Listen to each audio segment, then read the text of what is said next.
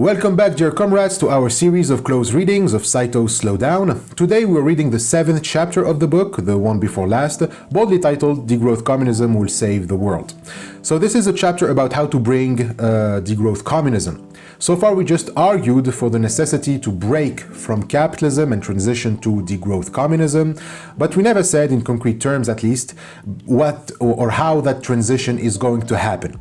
We just said that capitalism equals scarcity while communism equals abundance, but how to get to that abundance is this chapter's focus. We hinted at a few solutions, like creating more co-ops, but we didn't give more solutions than that. And we'll also address how the transition will help solve the climate crisis. So 2 things to read in this chapter: how to bring the transition and how it will help solve the crisis. So how to bring the transition? Well, we can start from an unusual place, the COVID-19 pandemic. And according to Saito, climate change and the pandemic are related in that they are both crises resulted from the Anthropocene. The pandemic, as a 1 in 100-year pandemic, it caused tremendous damage. It took the lives of millions of people worldwide and left behind an economic and social toll of historic proportions.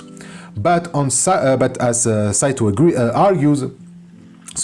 argues, when compared to the damages that climate change can and will cause, the COVID pandemic seems cute.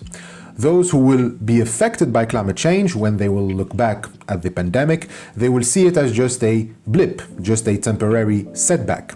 So the pandemic and climate change are very different in terms of scale. But Saito links them because what happened during the pandemic is a glimpse of what's going to happen. It's a precursor to what's to come, and that's why it's instructive to look at the pandemic to know better how to make the transition. Understanding what we did wrong in the pandemic is a start to sketch what the transition will look like, but on a bigger scale. We had a crisis that had a global impact, so just like climate change. So climate change will be like the pandemic times 100.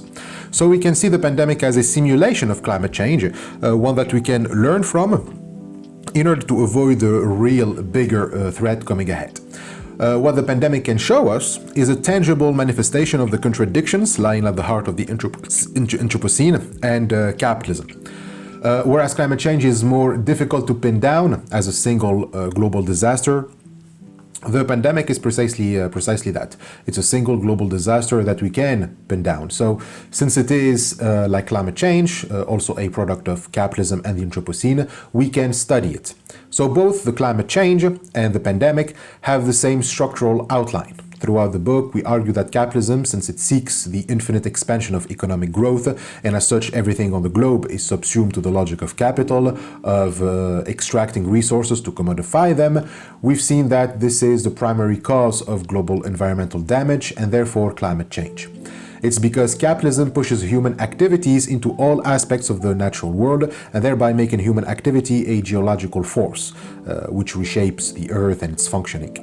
So the pandemic was also a product of the same process. Its primary cause was human activity invading nature and thereby encountering the virus, and then the spread of human activity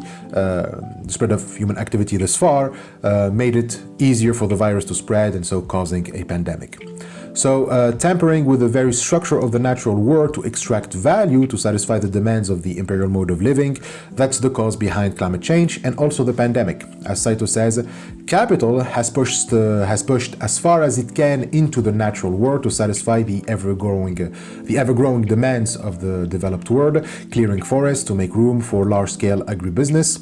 Pushing into hitherto untouched parts of the natural world increases the chances of coming into contact with unknown viruses, but that's not all. The spaces cleared by human hands, unlike the complex natural ecosystems destroyed to make them, are monocultural spaces that lack the means to impede the novel virus's emergence. Evolving continuously, a virus can ride the flow of the globalized human population and spread throughout the world in the blink of an eye. Moreover, the danger posed by a possible pandemic was well forecast by experts in much the same way that scientists have been passionately sounding the alarm about the dangers of climate change for decades. So in other words, capitalism not only increases our chances of meeting new viruses, you can also think of the growing danger of releasing anthrax in permafrost thawing, it also gives them the perfect conditions to spread rapidly without meeting obstacles. So both crises are similar even in governmental response. When governments were faced with the decision to save lives or save the economy, they put off the fundamental issue in both cases, in the name of avoiding damaging the economy by doing too much. Yet delaying effective countermeasures only caused even greater damage to the economy in the end, not to mention the grave loss of life. So a start towards the transition would be having a government that does the opposite. When the crisis hits, the priority shouldn't go to saving the economy, but saving people's lives. Now, putting the priority to saving lives doesn't mean that any means is cool so long as it saves lives. That's just the first step, right? During the pandemic, we've seen examples of governments who acted early, thereby prioritizing people's lives immediately instead of the economy, but an early countermeasure doesn't mean that it's good. In China, the government shut the country down during the first wave back in 2020, and that can be good because it shows that the economy isn't the top priority, since shutting down the country is a certain blow to your GDP, but it was a necessary measure if lives are at stake. But the shutting down is an example of a top-down form of oppression enacted as an exercise of state power. What we had is an example of climate Maoism, where an authoritarian government takes over and manages, regulates, controls every aspect of its citizens' lives. Cities were locked down, people's movement were surveilled and regulated, and anyone who didn't follow the government's directives faced hard punishments. So what happened was that the state seemed forced to sacrifice democracy if it prioritizes people's lives. And so this gives the impression that we are faced with a dilemma. If we don't prioritize the economy, we'll then have to sacrifice democracy. So people's lives are technically safe, but at what cost? You have traded freedom for security, which is never a good bargain. Another example of a democracy turning into a plain dictatorship under the guise of sanitary safety is South Korea. As Saito says, South Korea sacrificed its citizens' personal privacy to suppress the virus's spread using digital technology. These examples speak volumes. As the crisis worsens, the state is called upon by specialists and experts to regulate the lives of citizens more and more invasively, a violation of individual freedom that citizens largely accept. So therefore, the transition must keep a democratic foundation. This of course, isn't just directed at China. Eventually, even the European Union countries that at first laughed at the Chinese authoritarian measures at first and criticized them ended up instituting the same policies once the pandemic got out of hand and began spreading within their borders. So freedoms were restricted beyond the reasonable amount, as now governments could find the perfect excuse to invade people's privacy and track down political dissidents and opposition under the guise that it is for sanitary security. Now, what is alarming is that, according to Saito, this sacrifice of democracy was accepted and welcomed by a large portion of citizens because they took those measures as unavoidable, like in South Korea. These were instances of climate Maoism, China, South Korea, and also the EU, which took the measures relatively late. They opted for an authoritarian dictatorial form of governance for the prevention of the disease's spread. But as Saito points, this became the alibi for restricting citizens' freedom of movement, freedom of assembly, and other freedoms with the power of the state. So clearly we don't want that. Transitioning to degrowth communism is incompatible with this future where democracy is sacrificed even if it is for the sake of people's lives and health. There isn't much worth for wealth if well-being for health if well-being is sacrificed, which can only be obtained within freedom and democracy. In France, the pandemic served as an alibi to crush the social movement of les Gilets jaunes. In China, the declaration of the state emergency was capitalized to crush the democratization movement in Hong Kong.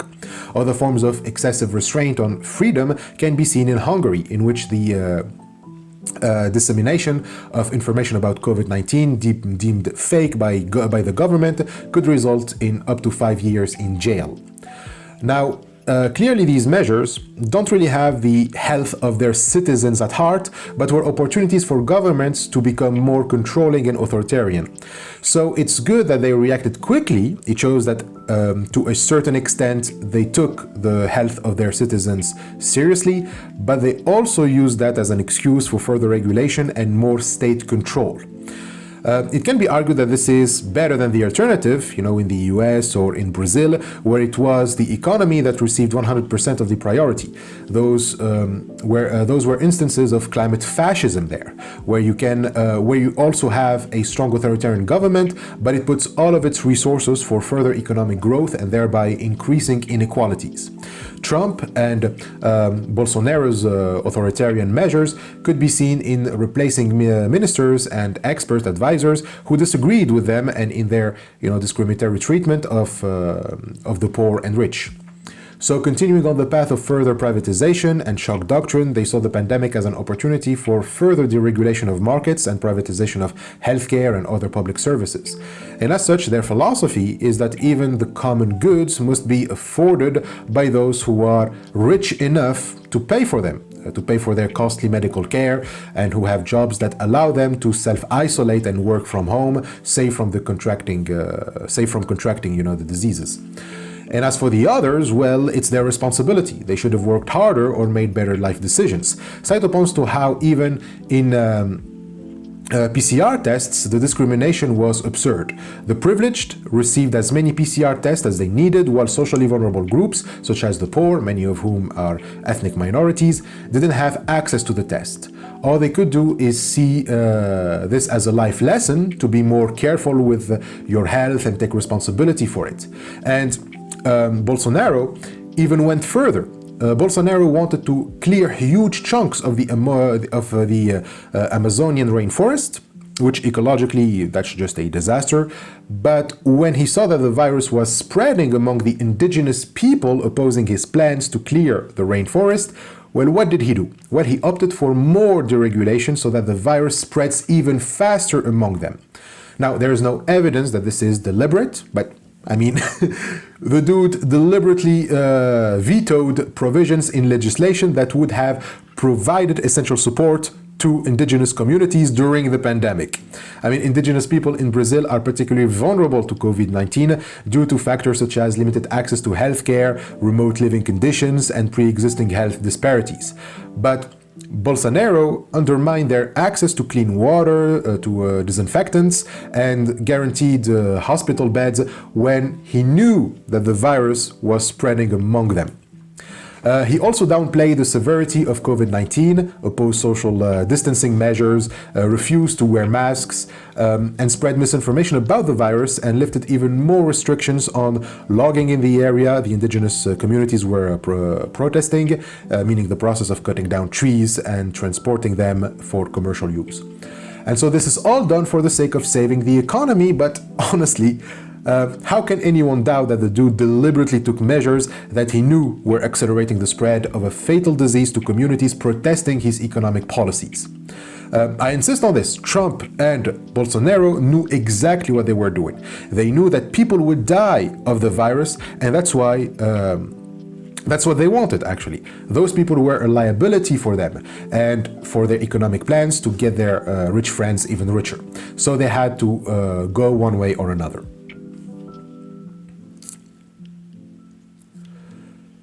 So whether we are in climate fascism or Maoism, we have the same outcome. During times of crisis, states will seize the opportunity to display its power more and more flagrantly, either by mass surveillance to make sure that no one transgresses sanitary safety measures, or to throw people's lives away for the sake of economic growth.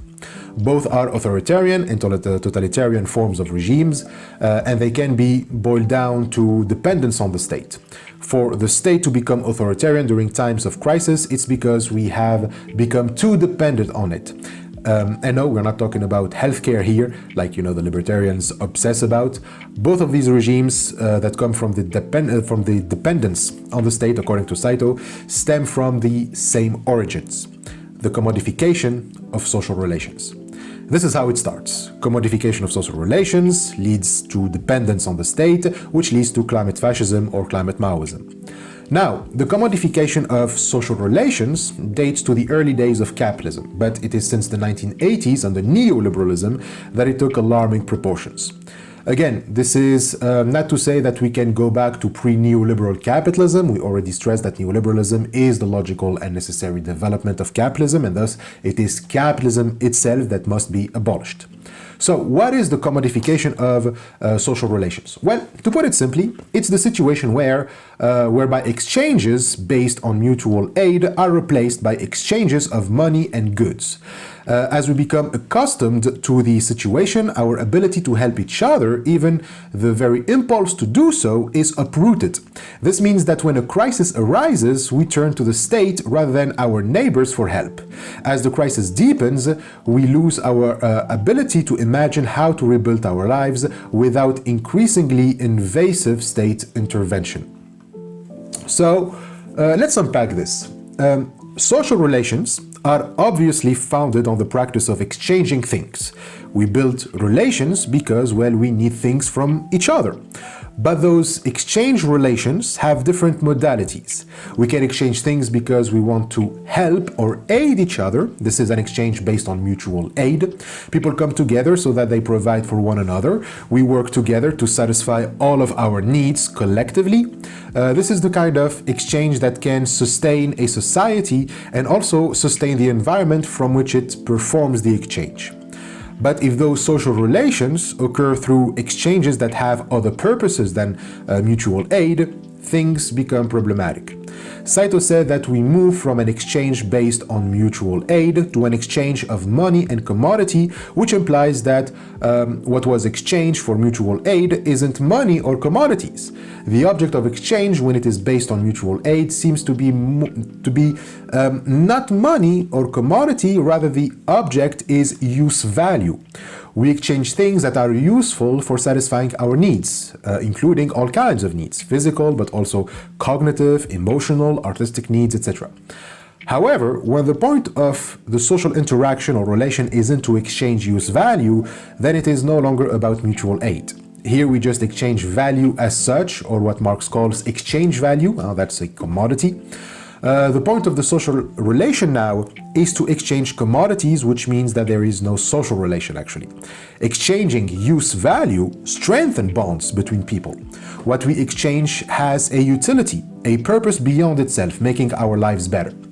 So that's the point of a use value. By contrast, exchange value or commodity value has no purpose beyond it. It is its own purpose. The point of a commodity is simple ownership of the commodity. Its value isn't derived from whether or not it is useful to someone, but from the simple fact that I own it. Again, we're not talking about aesthetic objects like paintings that you hang on a wall to make the room, more beautiful. Beauty is also a use value when you think about it. We are talking about, something that has no point whatsoever, and yet it has value that drives you to work for it, not to serve any purpose that can be useful to you or others, but to simply have it and exchange it.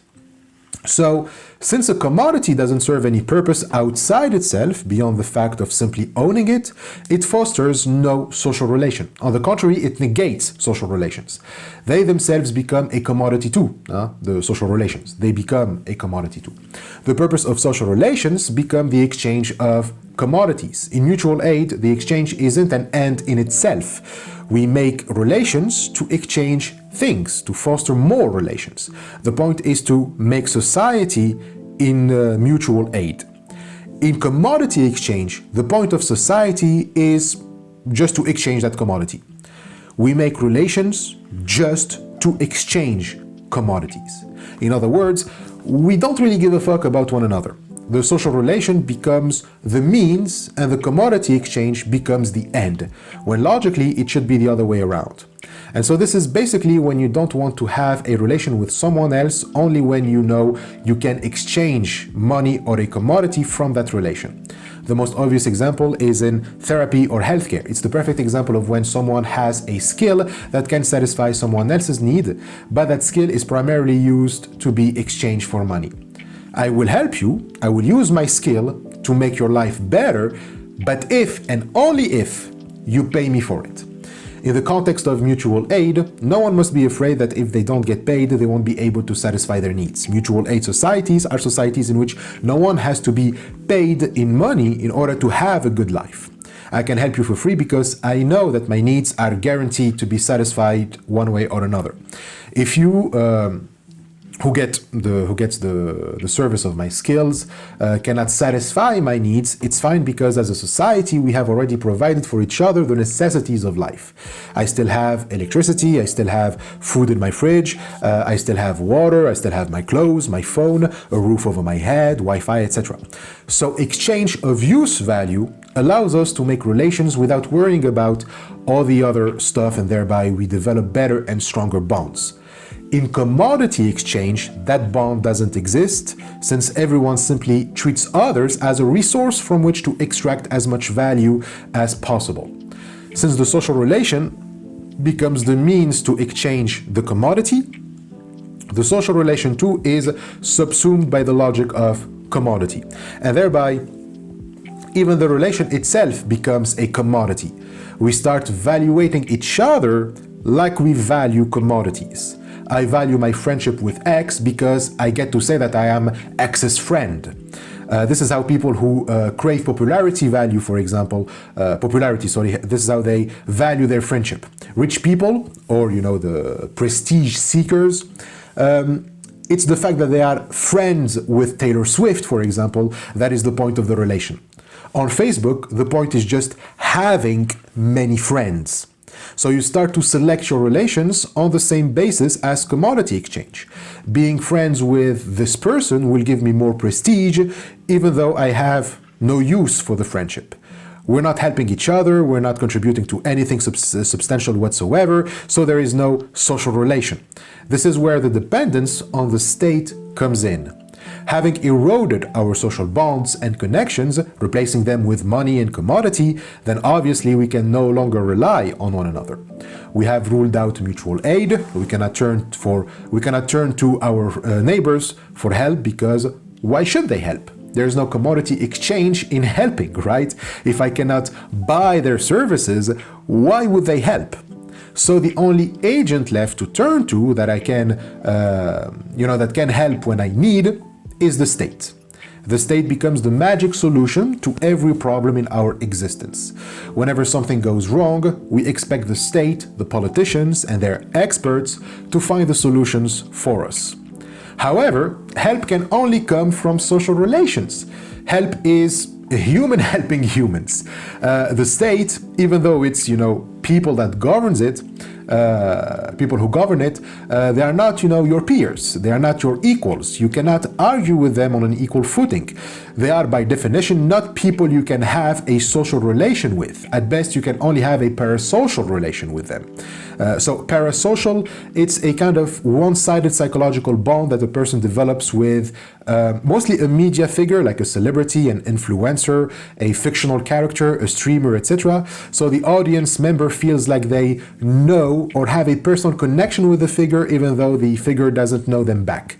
Examples are fans of a YouTuber feeling like they are friends with them because of regular vlogs, or viewers of a TV show feeling attached to a character, or followers of a streamer chatting daily and feeling part of their community. So media figures often communicate in an intimate or casual style, direct eye contact, personal stories, live interactions, which creates an illusion of reciprocity. Okay, and that's the big issue. These figures have power over their fans because their fans develop a dependency on them which they do not reciprocate. And while this terminology is usually used for celebrities, not really politicians, it can be extended to the way individuals relate to collective or abstract entities like the state. Politicians and government officials use these methods to appear appealing to their supporters.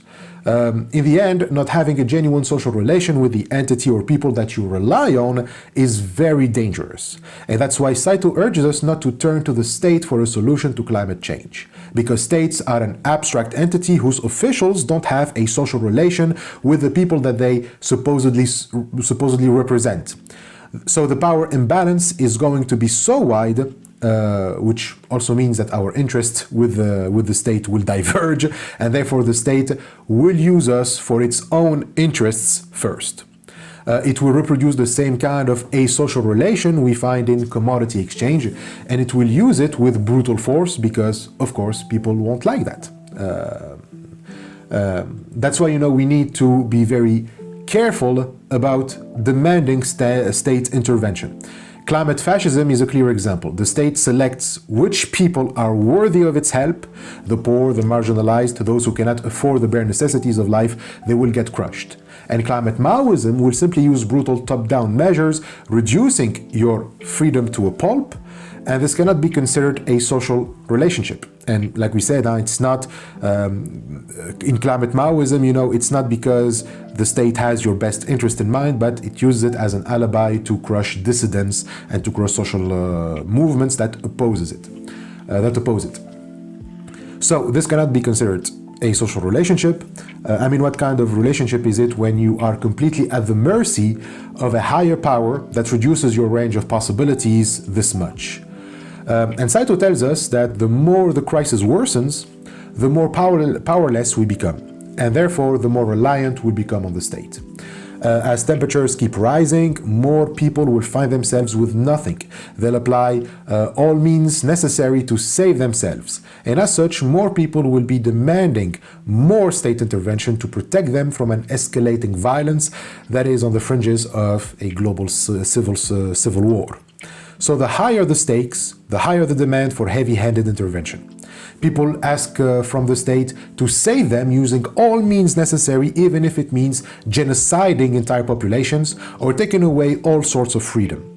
Inflicting brutal and imbalanced violence will become the only way to keep damage to a minimum. And so these are the two possible futures. Either climate fascism, with the rise of climate refugees, the state will opt for the usual Trumpist bullcrap. Let's build a wall to keep the refugees from coming and expel those that are too poor to afford paying for technologies like geoengineering. In short, we sacrifice the many for the sake of the few. Or you end up with climate Maoism, the total regulation of both industrial and individual carbon dioxide emissions by the state, including mechanisms of mass surveillance and out of proportion punishment. Like Saito says, whichever the case, the rise of politicians and technocrats will result in the sacrifice of democracy and human rights. But let's be honest.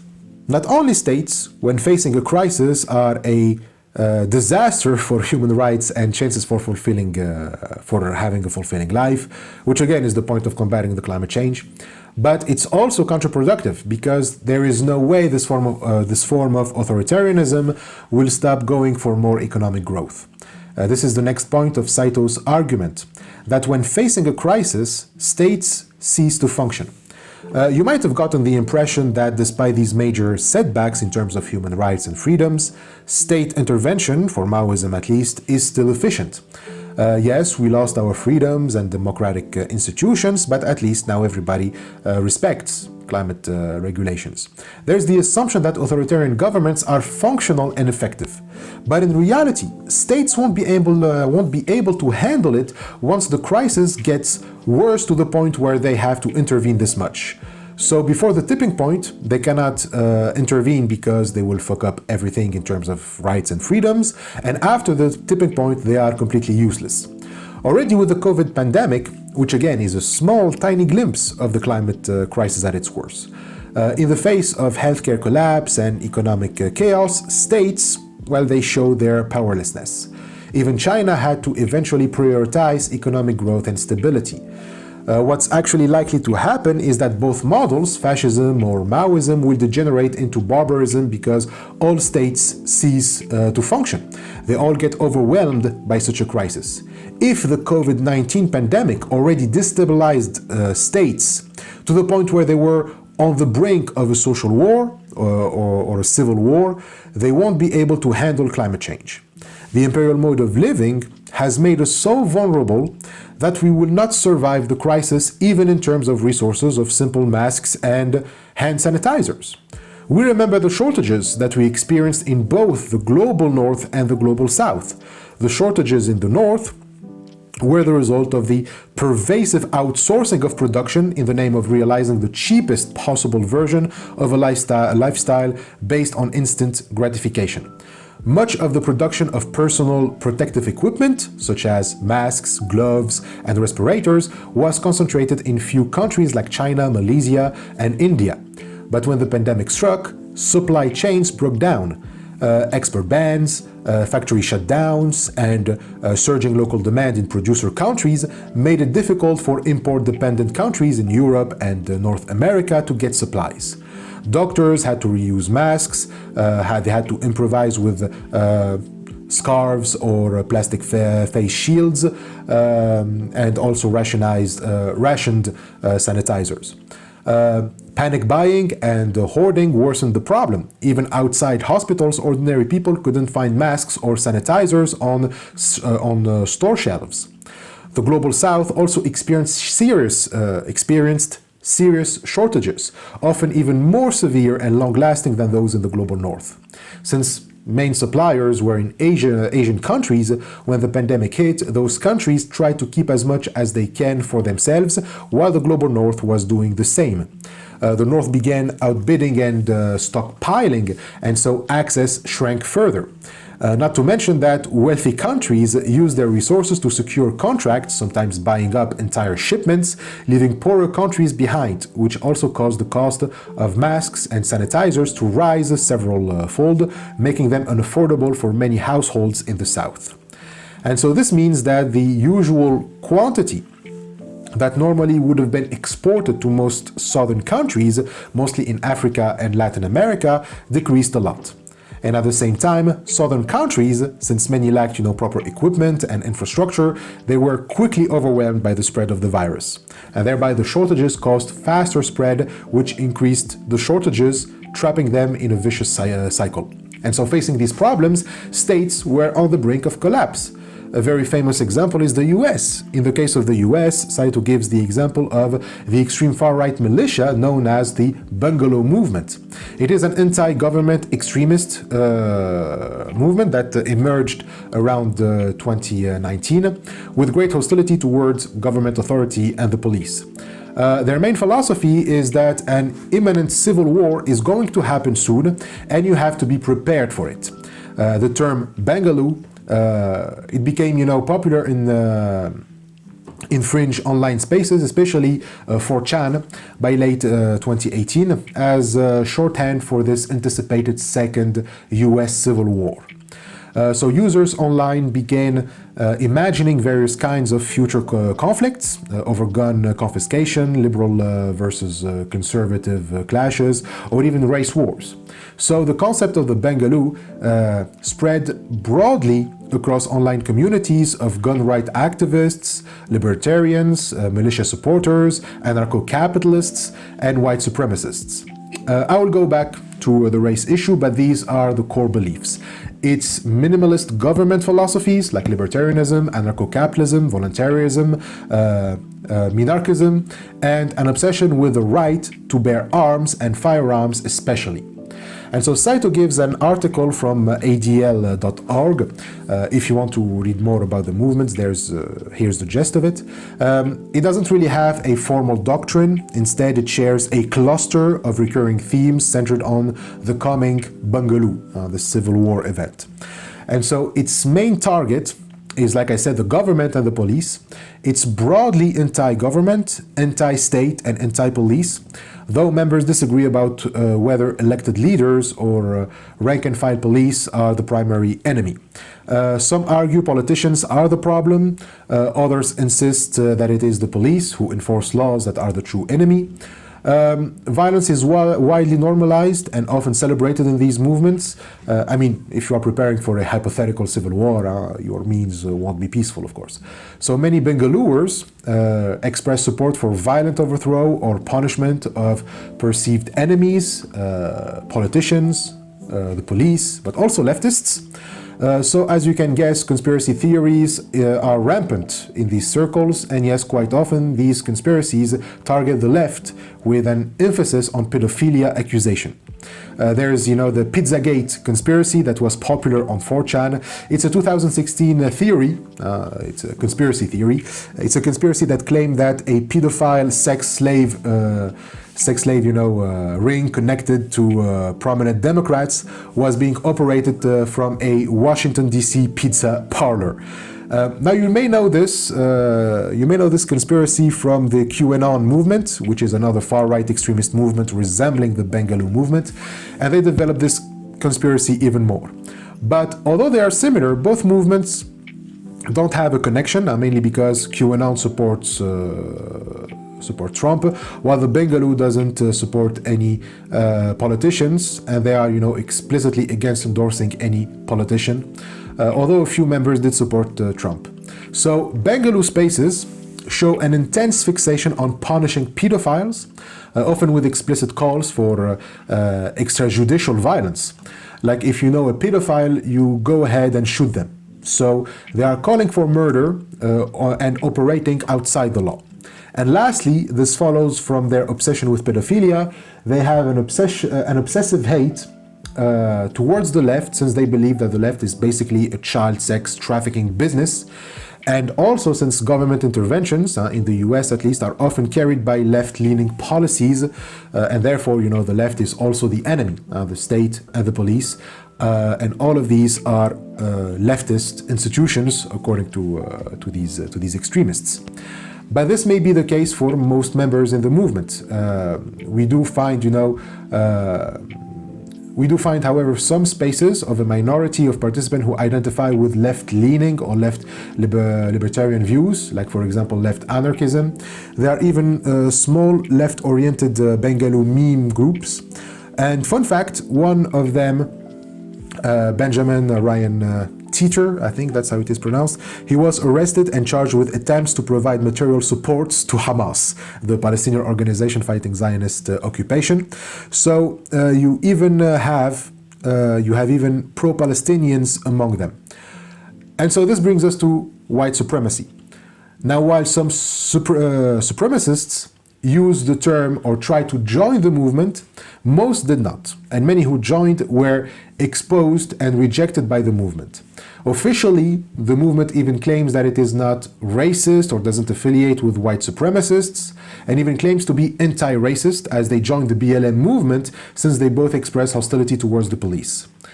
Now, these can be good aspects of the movement, so what really makes them right-wing if they are anti-government, anti-police, and anti-racist? Saito seems to argue for the same thing, right?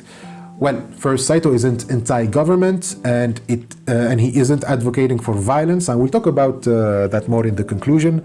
Now, like I said, the anti-state philosophy in the US, at least, is often viewed as right-wing, since the left is associated with state intervention, with the welfare state and the nationalization of industries, etc. And obviously, these movements aren't advocating for mutual aid in the Marxist sense. Again, they are libertarians, and we will see we'll see what that means in a moment, and why the libertarian philosophy of mutualism is incompatible with Marx's. And by the way, I never understood this weird rhetoric from the right when they blame the left for wanting a strong state, but then also claim that the left wants to defund and abolish the police. Like, you cannot be for a strong state if you also want to abolish the police. Anyway, Bengaluers often show up at BLM protests and give them support because they are both anti-police, but they are also distant from the BLM movement because its leaders were Marxists, and Bengaluers obviously hate communists and Marxists. So yeah, they are a right-wing militia group that advocate for violence, for operating outside the law, and they attracted new recruits over social media as they planned an anti-government civil war, and they have, caused multiple incidents. In the ADL article, the last part of it gives at least 24 incidents in just the year 2020. Including the shooting and murdering of cops and sheriffs, planning to bomb a hospital, and even conspired to kidnap the Michigan governor through an armed protest of lockdown measures. So this all took place during the COVID. They marched on the state legislature, eventually even invading the state capitol building. So what Saito here tries to show is that during the crises of global warming, this is how life will probably look like. It's no coincidence that these extremist groups emerged during the lockdown. They are symptomatic of government's inefficiency and impotence in front of global crisis. And so when they cannot, people will have to take matters into their own hands. When states cannot do anything about the crisis, people will have to take these matters into their own hands. So this either means that we will get to a society of actually mutual aid, or a civil war run by militias like the Bengaluru movement or QAnon and other groups like the Mafia. So it will be genuine chaos. So the COVID pandemic is just a glimpse, a sample of what will happen. And it isn't something new. Sudden breakouts of diseases and viruses have been happening for a long time now, since the 1980s. We had the SARS and MERS epidemics, respectively in 2003 and 2012, Ebola, then the avian influenza. These spread for the same reasons as COVID, and while they didn't get to the level of a pandemic, they reveal that states didn't learn anything from them because they kept going down the same route that caused those breakouts. So according to Saito, to have states better manage these crises means that states must redirect their economies towards other goals than economic growth.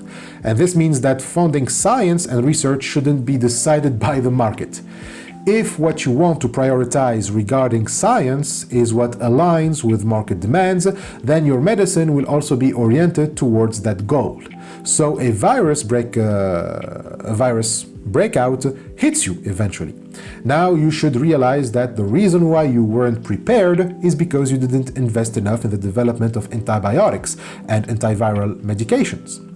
Okay, you've learned your lesson now, and so you say I'm going to concentrate research and development on that. But in reality, what happened? Well, states kept funding pharmaceutical companies to focus on profitable medicines like antidepressants and treatments for erectile dysfunction. So that's what the market demands. We have depressed people all over the place with too much insecure guys who will buy anything that will make them more productive and last longer in bed. So that's what sells. In note 143, Saito mentions an article by historian Mike Davis in A Plague Year about this neglect of antibiotics and antiviral medications because less profitable, and its consequences, which by the way, could have been avoided. Like Davis says, this isn't the first time we are hit with a virus outbreak, and every time it happens, there were enough lessons we could have learned so that these outbreaks either don't happen again or can be rapidly and easily contained. So advancement in science technically should make our response to breakouts more efficient. But the only thing scientists were able to be efficient at when COVID started was just sequencing its genome. That, however, doesn't tell you all the information needed to combat a spreading virus. You need other information like its reproduction rate, size of infected population, and number of benign infections. But unfortunately, scientists weren't able to gather those data quick enough because, well, they didn't have the proper equipment. So that was the first challenge that they faced, shortages of test kits, especially in the United States and also in Africa. Second challenge was the virus's mutation rate. As it keeps, spreading, it will increase its chances at mutating at faster rates. And these mutations can also depend on the populations with their different age compositions and health conditions. We all heard that the virus was just like a seasonal flu by Trump, and so we shouldn't lock down countries for a virus that is as dangerous as a mild cold. Yet, even if it's true, it's only a mild cold to those who have the health condition to make it a mild cold. For healthy young adults, sure, but for the elderly, who are a quarter of Americans, that is a deadly disease. And even among the young, there are many who have different conditions that won't make this just a seasonal flu. And so this is the third challenge to collect data on the virus. It affects people differently depending on a lot of factors. And so these factors are also related to other factors outside of their physical health, like for example your material conditions of existence. Even if the virus remains stable and little mutated, its impact on young people could differ radically in poor countries and among high poverty groups. You can also find cases where young people get affected by a disease that didn't affect the elderly, like the Spanish flu, for example. During the outbreaks of that disease, which killed about 1 to 2% of humanity in 1918, the young were more vulnerable to it than the elderly. And two theories explain this. The immune system of the young was better than the elderly. And yes, and that can be a disadvantage. Your immune system can be too good for your own good because it can overreact to the infection. In the case of the Spanish flu, the immune system started also attacking lung cells. And so the second theory was that the elderly had developed a certain resistance to the flu because they went through previous outbreaks in the 1890s through what is called immune memory, but were genetically transmitted to the next generation. Thereby, the next generation was more vulnerable to the virus. And by the way, the Spanish flu affected more poor countries than the European ones. Yes, despite coming out of a world war from European countries remained richer than their colonies, especially the British colonies in India and Iran. During that time, Iran and India were facing a major drought, but Britain kept exporting grain and requisitioning land and water supplies, which caused shortages and starvation for almost 1 million of poor people in India, making them even more vulnerable to the virus and to malaria and bacterial infections by suppressing their immune system due to malnutrition. In Iran, that resulted in the death of 1/5 of the population. And so this is to say that immunity in response to a disease will depend on a lot of factors. And research should focus on that. Because even if it's true that COVID isn't as lethal as other viruses, it can mutate into lethal variants. But it can be also lethal to specific vulnerable populations even without mutating. Trump may be right that in the US it won't have that much of negative impact, but as Davis says, it might take a different and more deadly path in the dense, sickly slums of Africa and South Asia. But of course, Trump doesn't care about that. I mean, he didn't even care for the poor and sick in his country, in his population. So this just echoes Nordhaus's words that who cares if climate change, destroys agriculture and the whole global South. I mean, it's only 4% of the GDP, of the global GDP. So COVID-19 has revealed massive gaps in testing, in hospital capacity, and protective equipment, creating, what Davis called a medical Katrina in the United States. It overwhelmed hospitals across the country, exposing the shocking shortage of hospital beds after years of profit-driven cutbacks of inpatient capacity, and the number of inpatient hospital beds declined by an extraordinary 39% between 1981 and 1999, so during neoliberalism. Trying to raise profits and turning healthcare into a business. This means that hospitals have been operating at near full occupancy due to decades of profit-driven downsizing. Normally, a hospital should always have spare beds and equipment. It must never, at any moment, run at near full occupancy, because you never know when a pandemic or an epidemic can hit you. You never know when you will need ICU beds for certain surgeries or surges in critically ill patients. So during the pandemic's first year in the US, only 45,000 ICU beds were available, and only 8 states have enough regular hospital beds to treat 1 million Americans who are 60 and over 60 years old who could become ill with COVID-19. So not to mention that stockpiles of essential supplies like masks are dangerously low, and health workers face heightened risks in facilities already crowded with antibiotic-resistant infections. Mike Davis frames this as the monster at our door. For Davis, the monster is not just the virus itself, but the structural conditions that allow it to wreak havoc. Urban density, malnutrition, endemic diseases, profit-driven healthcare, and especially class divide. Each new outbreak is a variation of the same theme: humanity confronting a pathogen that has been amplified by social, economic, and ecological neglect. In Davis's view, the monster thrives in the intersection of these systemic failures. Wealthier individuals, they can isolate themselves, they can isolate safely, they can work or teach from home, while others have to make a decision between their income or their protection and safety. As for low-wage workers, the unemployed, the homeless, these are thrown to the wolves, in Davis's words. So millions, 45% of the workforce, lack paid sick leave, compelling them to work while contagious, while carrying the virus and transmitting it. And in Republican states, they can't even get Medicare because 14 red states refuse to enact the provision of the Affordable Care Act that expands it to the working poor.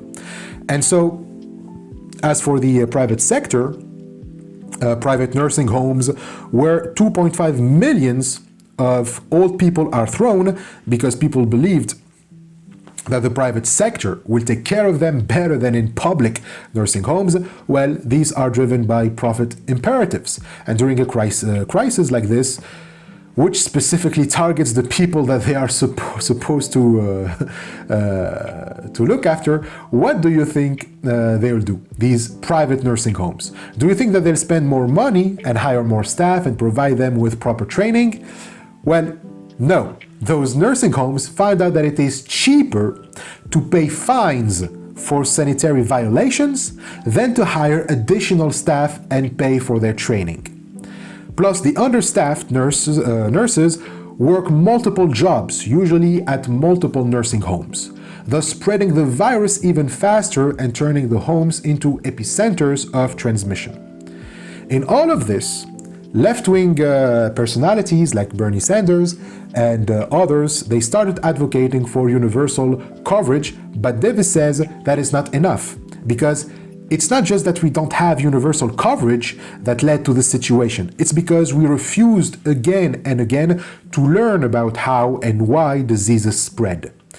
That is the failure. Okay, it's a failure of an economic system that only creates inequalities, but also directs research into areas that are profitable for it.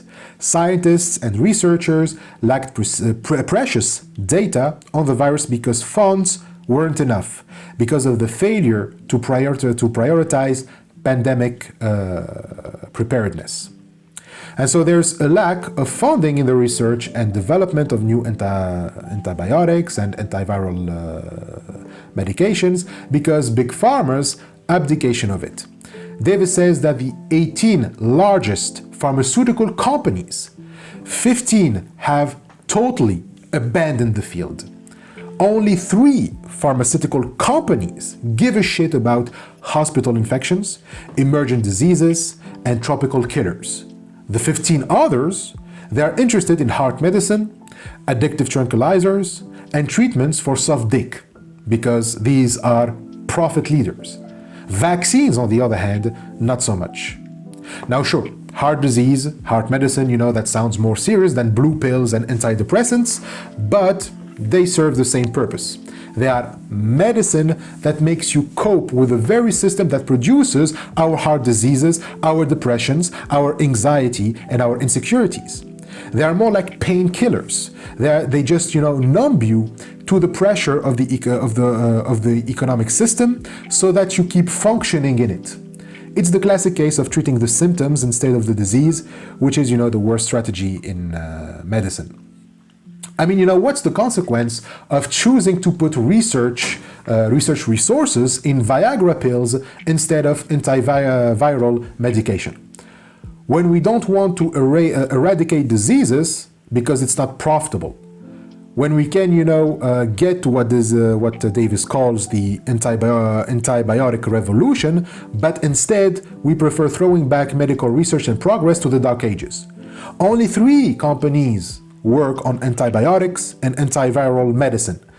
And probably those would also follow market logic at one point and go develop Viagra pills. Well, it is the collapse of resilience everywhere, even in the most major cities of the developed world. That's the consequence.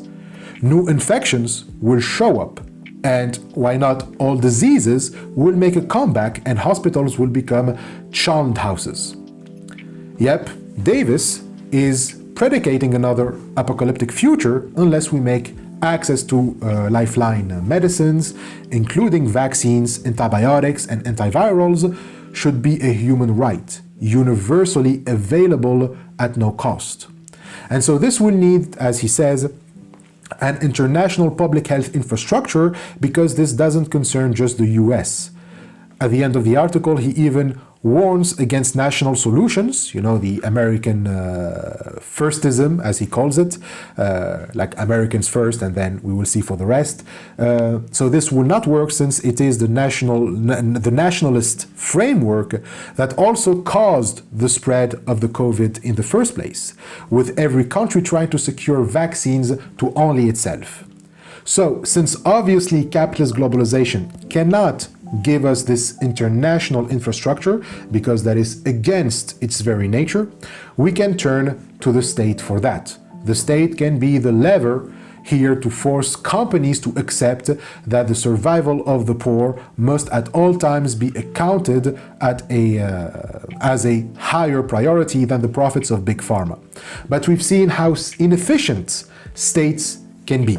And this Davis stresses that the independent socialist design for human survival rests on people's movements to break the power of big pharma and for-profit healthcare. Socialists, he says, they must, with the healthcare and pharmaceutical industries as immediate targets, advocate social ownership and the democratization of economic power to build international solidarism. Like solidarity, but solidarism. And he ends the article with, "It's up to us to ensure that Medicare for all becomes foreign as well as domestic policy." So when you combine unpreparedness for breakouts with systemic inequality and the profit-driven orientation of pharmaceuticals, you can be sure that societies will be ill-equipped to respond when the monster always lurking at the door, not just in the form of pathogen, but as the cumulative result of human choices, social neglect, and structural injustice. When that monster invades, you won't be prepared. So this is not something that we can rely on states to solve. We cannot think that it is okay to keep indulging in our imperial mode of living, and when things get bad, the state will just show up and in its Superman costume and save the day. If what we witnessed in COVID-19 is the best that states could offer, then what do you think they will do? They will be able to do with food and water shortages. We already have countries facing water shortages. I live in one of them. I can assure you that all the authoritarian whims of our president have not solved one single shortage issue or reduced any pollution of our beaches and seas. So what matters is the resilience of the country. If the country is resilient, it won't need the state to solve its crisis. But also, don't also forget that this is a global crisis. You cannot have one country that is resilient where there is no climate change there, when the entire world is not resilient. So what you actually need is an entire world that is resilient, meaning that it doesn't suffer from shortages. But how are we going to get there if we keep our imperial mode of living, if we keep demanding more economic growth? And if we were resilient and don't suffer shortages, we won't need the state to take over, right?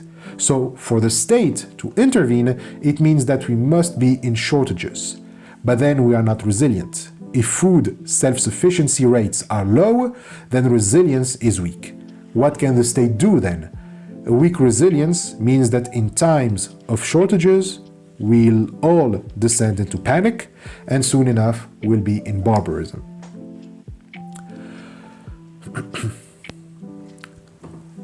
Alright then, states are inefficient either. So whether you end up in climate fascism or Maoism, that won't stop you from getting into barbarism, since neither will stop climate change.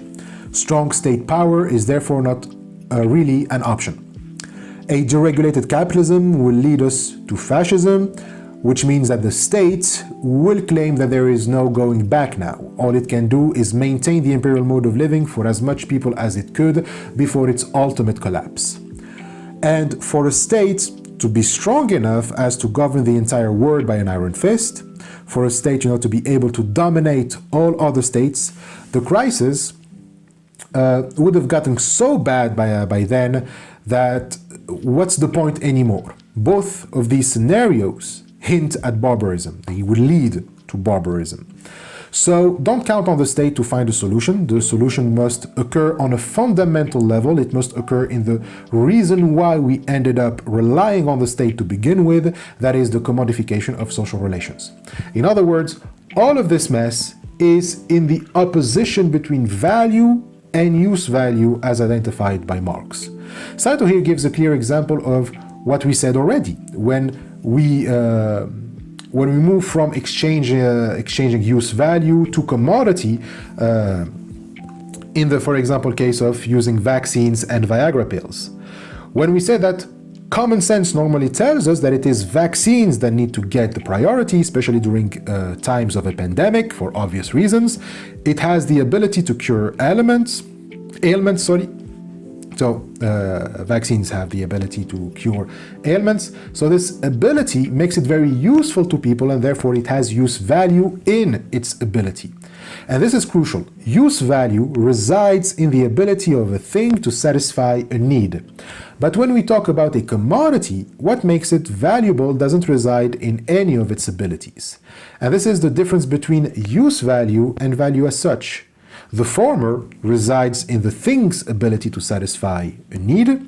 The latter resides in the price. Now, of course, Viagra pills aren't that expensive, and that's because when we say value resides in price, we don't mean that for something to have value, it must be expensive.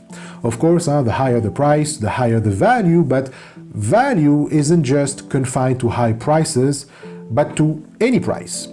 It's more about the fact that you can price something rather than the price has to be high. So when I say value resides in erectile dysfunction drug's price, I don't mean that the drug has to be expensive in order to have value, but simply that you can make money off of it. And therefore, this is the great antagonism between use value and value. The former, well, you cannot make money off of it unless you turn it into a commodity, unless you get rid of its use value altogether or downplay it so that the price makes it valuable, or it cannot be used, unless you buy it, unless you go through its price. And so this logic will be catastrophic if we apply it to vaccines, because a vaccine as a life-saving medicine can hardly become a commodity. The market will prioritize what it can price instead, which is the erectile dysfunction drugs. So value is first about whether we can price something or not. And then the price variance comes in. whether it's expensive or cheap. So basically, capitalism always prioritizes what it can make money of, or what it can make more money of. Between something that is not priced and something that is priced, it will always put forth what is priced. And among everything that is priced, then it will prioritize what has the higher price. That's when what's expensive gets, the upper hand. And now you cannot have something with use value being expensive, since to price something means that you are already reducing its use value. So the more expensive it is, the less use value it has. The higher the price, the higher the value, but then the use value goes down. That's why, for example, during the crisis, the priority in food production is given to food that can be sold expensively. During COVID, we mentioned the avocado crisis in Chile.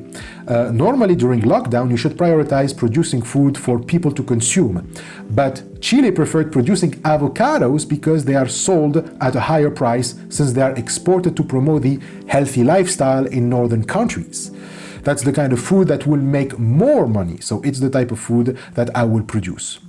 Of course, the reason why it makes a lot of money, the reason why it is expensive, is because it is scarce. And you know that that most people won't be able to afford it, and therefore, even if it has use value, since it's not affordable, it becomes expensive, and therefore it becomes more a sign of prestige than a means to satisfy a need.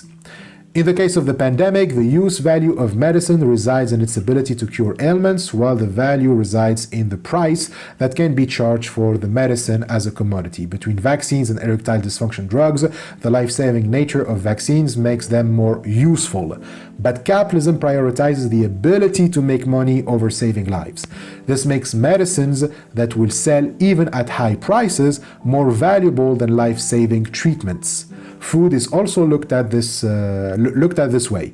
The highest priority is given to products that can be sold expensively, but growing the highest priced peaches or grapes for export does nothing to help overcome a food shortage at home.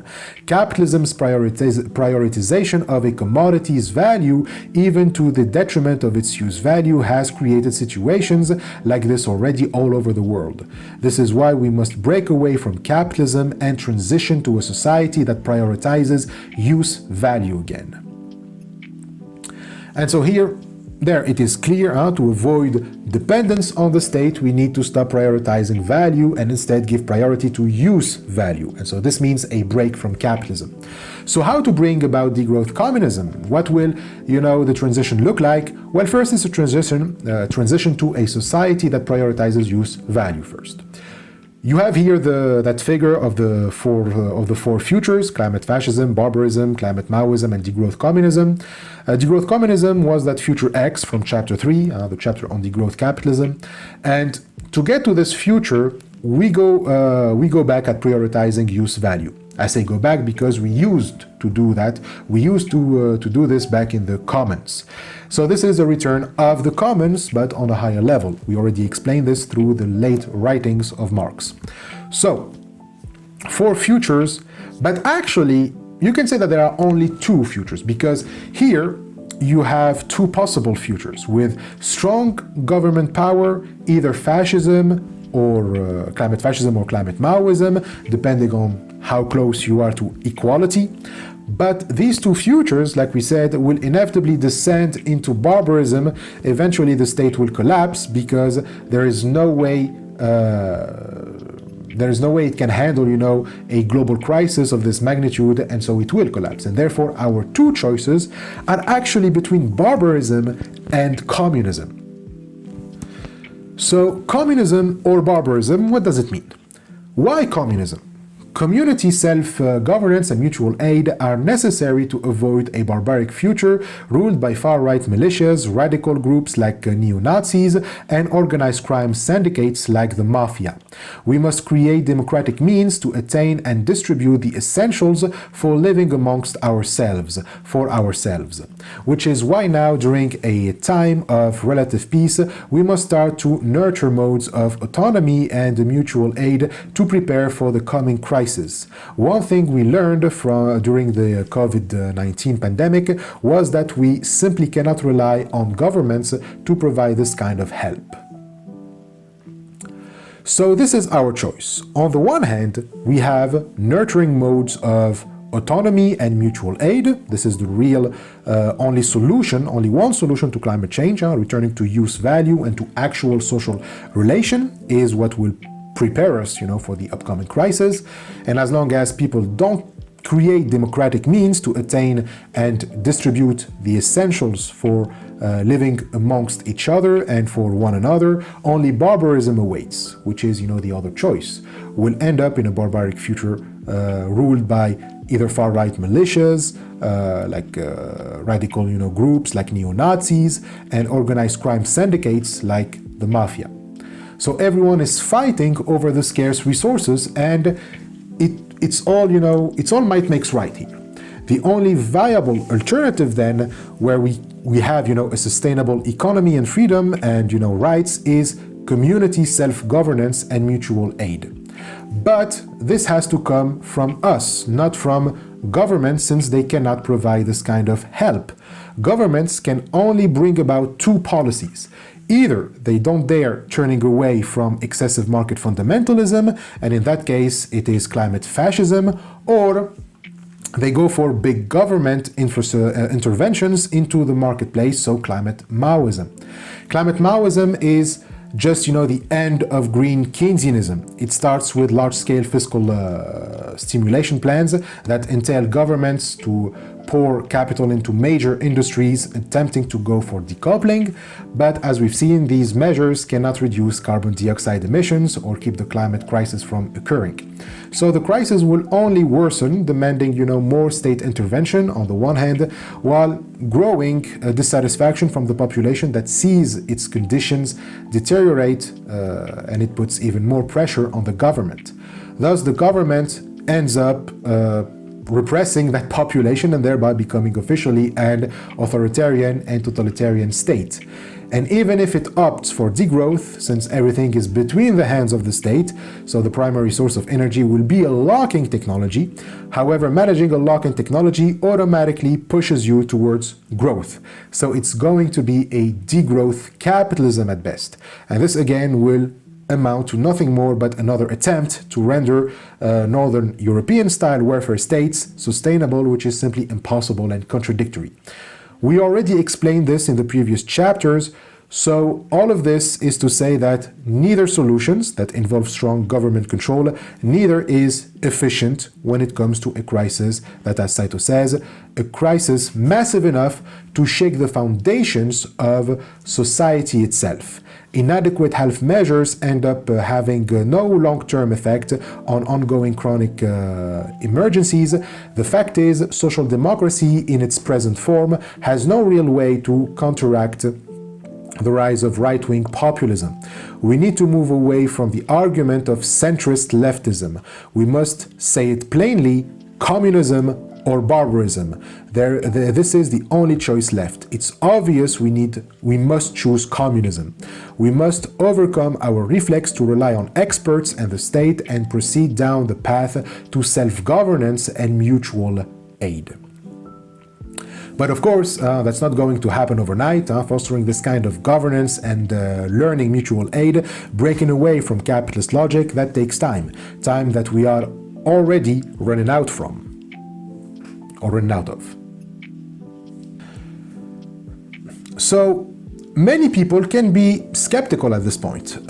Transitioning to communism is the only option, but it's an option that we can count on the government to bring. So this will take a transformation on an individual level too. And so this means that we have to let go of the Imperial Mode of Living, meaning that we choose to let it go, that we must choose to let it go. This is what we said last time when we talked about, choosing our own limits. The state cannot force us into mutual aid and into self-governance that has, to come from within only. So the only way to combat climate change is between our own hands, actually.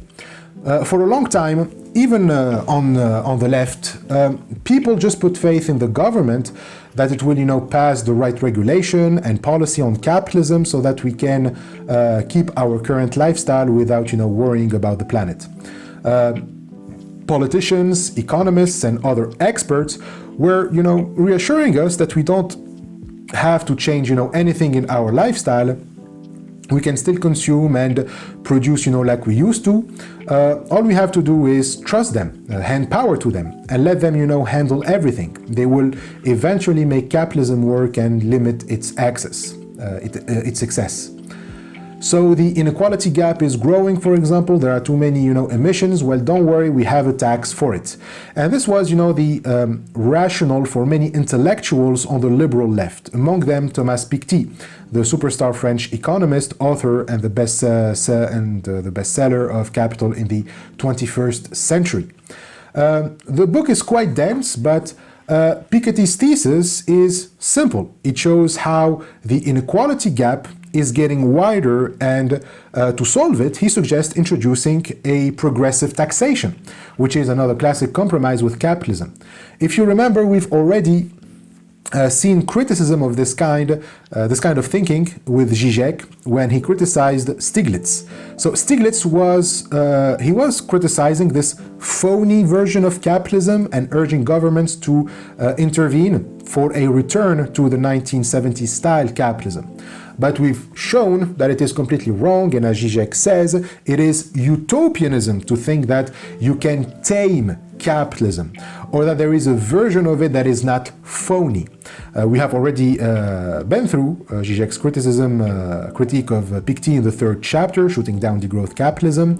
Zizek's criticism can be summed up in this sentence from his book, The Courage of the Hopelessness, that the true utopia is to imagine global capitalism as we know it today still functioning the way it does, just with the high tax rates proposed by Piketty added to it.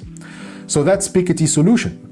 We allow the capitalist machinery to do its work in its proper sphere and impose egalitarian justice politically by a democratic power that regulates the economic system and enforces redistribution. This is all happening at the level of the sphere of circulation. Now, as Saito points, this criticism of Piketty would have been valid if Piketty didn't write anything after Capital in the 21st century. But he did. In 2019, he wrote Capital and Ideology, where he presents a different argument. And two things stand out of his argument. First, he doesn't compromise with capitalism, but he argues for its abolition. He says transcending capitalism rather than abolishing, but the idea is pretty clear. He completely abandons any talk of taming or domesticating capitalism, and instead he embraces participatory socialism, or in French, socialisme participatif. And so this means that he advocates for this new form of socialism, participatory socialism, and the means for that to get to this kind of socialism is by transcending capitalism rather than domesticating it through taxes or state regulations. So here's Saito quoting him. The study of history has convinced me that it is possible to transcend today's capitalist system and to outline the contours of a new participatory socialism for the 21st century, a new universalist egalitarian perspective based on social ownership, education, and shared knowledge and power. Now, that doesn't sound pretty capitalist friendly, right? Social ownership, education, shared knowledge and power, that's the socialist conversion that we need. And that's taken from the chapter 17, Elements for a Participatory Socialism for the 21st Century. It's the last chapter of the book. And by the way, the books of Piketty are really dense. It's over 1,000 pages long, with some chapters ranging from 60 to 100 pages. Yes, it's really long, but its thesis isn't that complicated. What he's said to do with that book is to present a recent history of inequality regimes until our modern hyper-capitalist one, as he calls it, and post-colonial societies. But the book isn't just about a history of inequality regimes, but also how they justify their inequalities through ideologies. Meaning the ideologies they develop to regulate by institutional arrangements, social relations, property rights, and borders. So capitalist societies are no exception to this. They too try to justify the inequalities that they produce and engineer. Even since the 1980s, which is also what he set out to prove in his final book, socioeconomic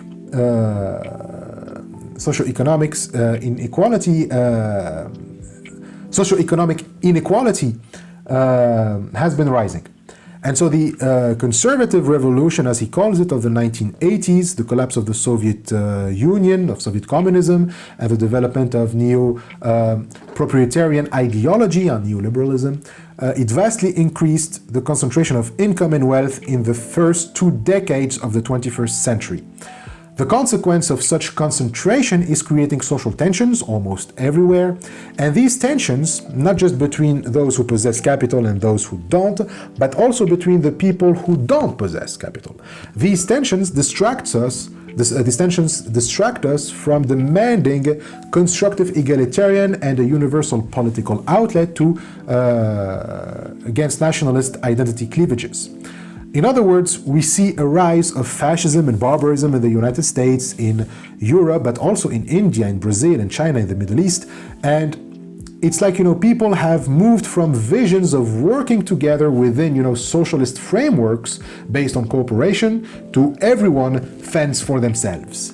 And Piketty says something very important about that. He says, when people are told that there is no credible alternative to the socio-economic organization and class inequality that exists today, it is not surprising that they invest their hopes in defending their borders and identities instead. So this situation is therefore due to the acceptance of the status quo, of capitalism and its inequalities. We don't even try to argue that the best way to minimize inequalities is through capitalism. No, we are now fully honest and admit that we know capitalism creates inequalities, but since there is no way of getting rid of it, then everyone simply tries to secure his cozy place for themselves to the detriment of others. But this acceptance of the status quo is itself ideology. Capitalist ideology naturalizes inequality. It tries to make us believe that things cannot be otherwise, that it is fated to be, and that's why we accept it. So by writing this book, Piketty tries to show that it's not the case, that inequalities are not natural, but they have a history. They are the product of history, of human history. We as humans have made societies such a way that they produce inequalities. And Piketty says that the hyper-inequality that we are living in now is also a product of the communist debacle, but also a consequence of failures, which are the failure of disseminate knowledge. Many people still don't have access to knowledge, not because they don't have books or the internet or cannot go to school, but because we have made disciplinary barriers that are too rigid. He also adds the insufficient citizen appropriation of economic and financial issues, which are too often left to others. And by this he means politicalism, where the citizens don't participate in economic and financial issues, and so it is left to politicians and experts. So he insists that citizens need to participate in these issues, which means that citizens need to acquire more power, and Piketty says that this will necessitate looking at the conditions of ownership. New forms of social ownership will need to be developed, along with new ways of appropriating voting rights and decision-making powers within firms. So Piketty argues that we need to attack the notion of private property in its current form, meaning that the notion of permanent private ownership will need to be replaced by at least, he proposes at least, temporary private ownership, which will, require steeply progressive taxes on large concentration of property. There is also issues regarding, democracy and borders to be tackled, along with questions to reorganize the global economy. so as to favor a transnational democratic system aimed at achieving social, fiscal, and environmental justice. So we need an attempt at challenging many capitalist principles. And the second thing that stands out is his criticism of the liberal left and the social democratic parties for their responsibility in the rise of the populist right. Piketty argues that the liberal left just paved the way for the right and for fascist tendencies to take over politics and gain support from the same people that the left is supposed to represent, meaning the working class. So the left, according to him, turned its back on the working class, and the parties turned into the province of wealthy intellectual elites. And as such, a huge disconnection occurred between them and the working class, who now turned to the right, which claims to support the workers and the common man. So it's no secret that Trump, for example, got most of his support from workers, from the working class, while the middle classes vote Democrats. And so this disconnection earned the left the name of the Brahmin left. It's a term that Piketty uses to describe a transformation in the social base of left-wing parties in Western democracies since the second half of the 20th century. So traditionally, left-wing parties, socialist, social democrats, labor parties, etc., they drew support from the working classes, from industrial workers, from low-income groups, from trade unions, and over time, especially since the 1970s and 80s, this began to shift. Today, left parties attract more support from the educated elite, from graduates, professionals, academics, civil servants, rather than primarily from manual laborers. And they are thus akin to the Brahmins. So the Brahmins, it's the highest title in the Hindu social caste, where Brahmins are the priestly, scholarly caste responsible for religious rituals, teachings, and interpretation of sacred texts. Historically, they held cultural authority and symbolic power more than direct control of material wealth, which was often in the hands of merchants, landowners, or warriors. And likewise, the modern educated classes form a new elite whose capital is primarily educational and cultural and not financial. Their authority, like that of the historical Brahmins, comes from knowledge and expertise, not economic capital. So the Brahmin left thus refers to the left-wing parties whose electoral base is largely made up of highly educated individuals, particularly in metropolitan urban centers. And so these groups tend to value progressive stances on cultural and social issues like environmentalism, gender equality, minority rights, multiculturalism. And so while these issues are necessary for a democratic society, they cannot be discussed while leaving aside the very structure of labor and production. Without the working class, none of those progressive stances will be meaningful. But just as in traditional caste societies, there was often a tension between Brahmins, cultural and religious authority, and the Vaishyas, or the merchants, the economic power. So in Piketty's arguments, there is another elite that corresponds to the Vaishyas caste. So the working class electorate has shifted towards right-wing or populist parties. So Piketty calls this the rise of the merchant right, aligned with business and property interests and nationalist movements. And this has created what Piketty calls a multiple elite system.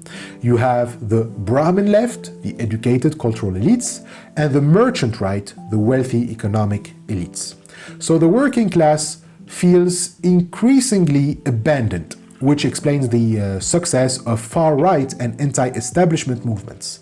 And in short, without the working class, there is no possible transition to socialism. So as Saito says, the left must once again remember to whose pain they are meant to attend. It is for this reason that Piketty takes up the banner of socialism.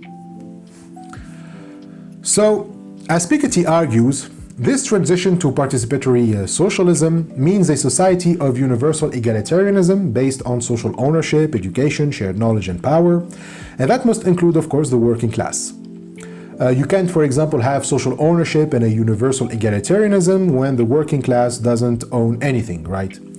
So social ownership only makes sense when it is about the means of production, when it is about labor. Otherwise, you just have one class that collectively owns everything, but it's another class that works and provides, but there's, another class that works and provides for them.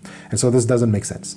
Yes, the left must attend to the pain of ethnic, religious, gender minorities, but it must also obviously have an ecological awareness, but none of those issues will be solved if it doesn't also attend to the pain of the working class.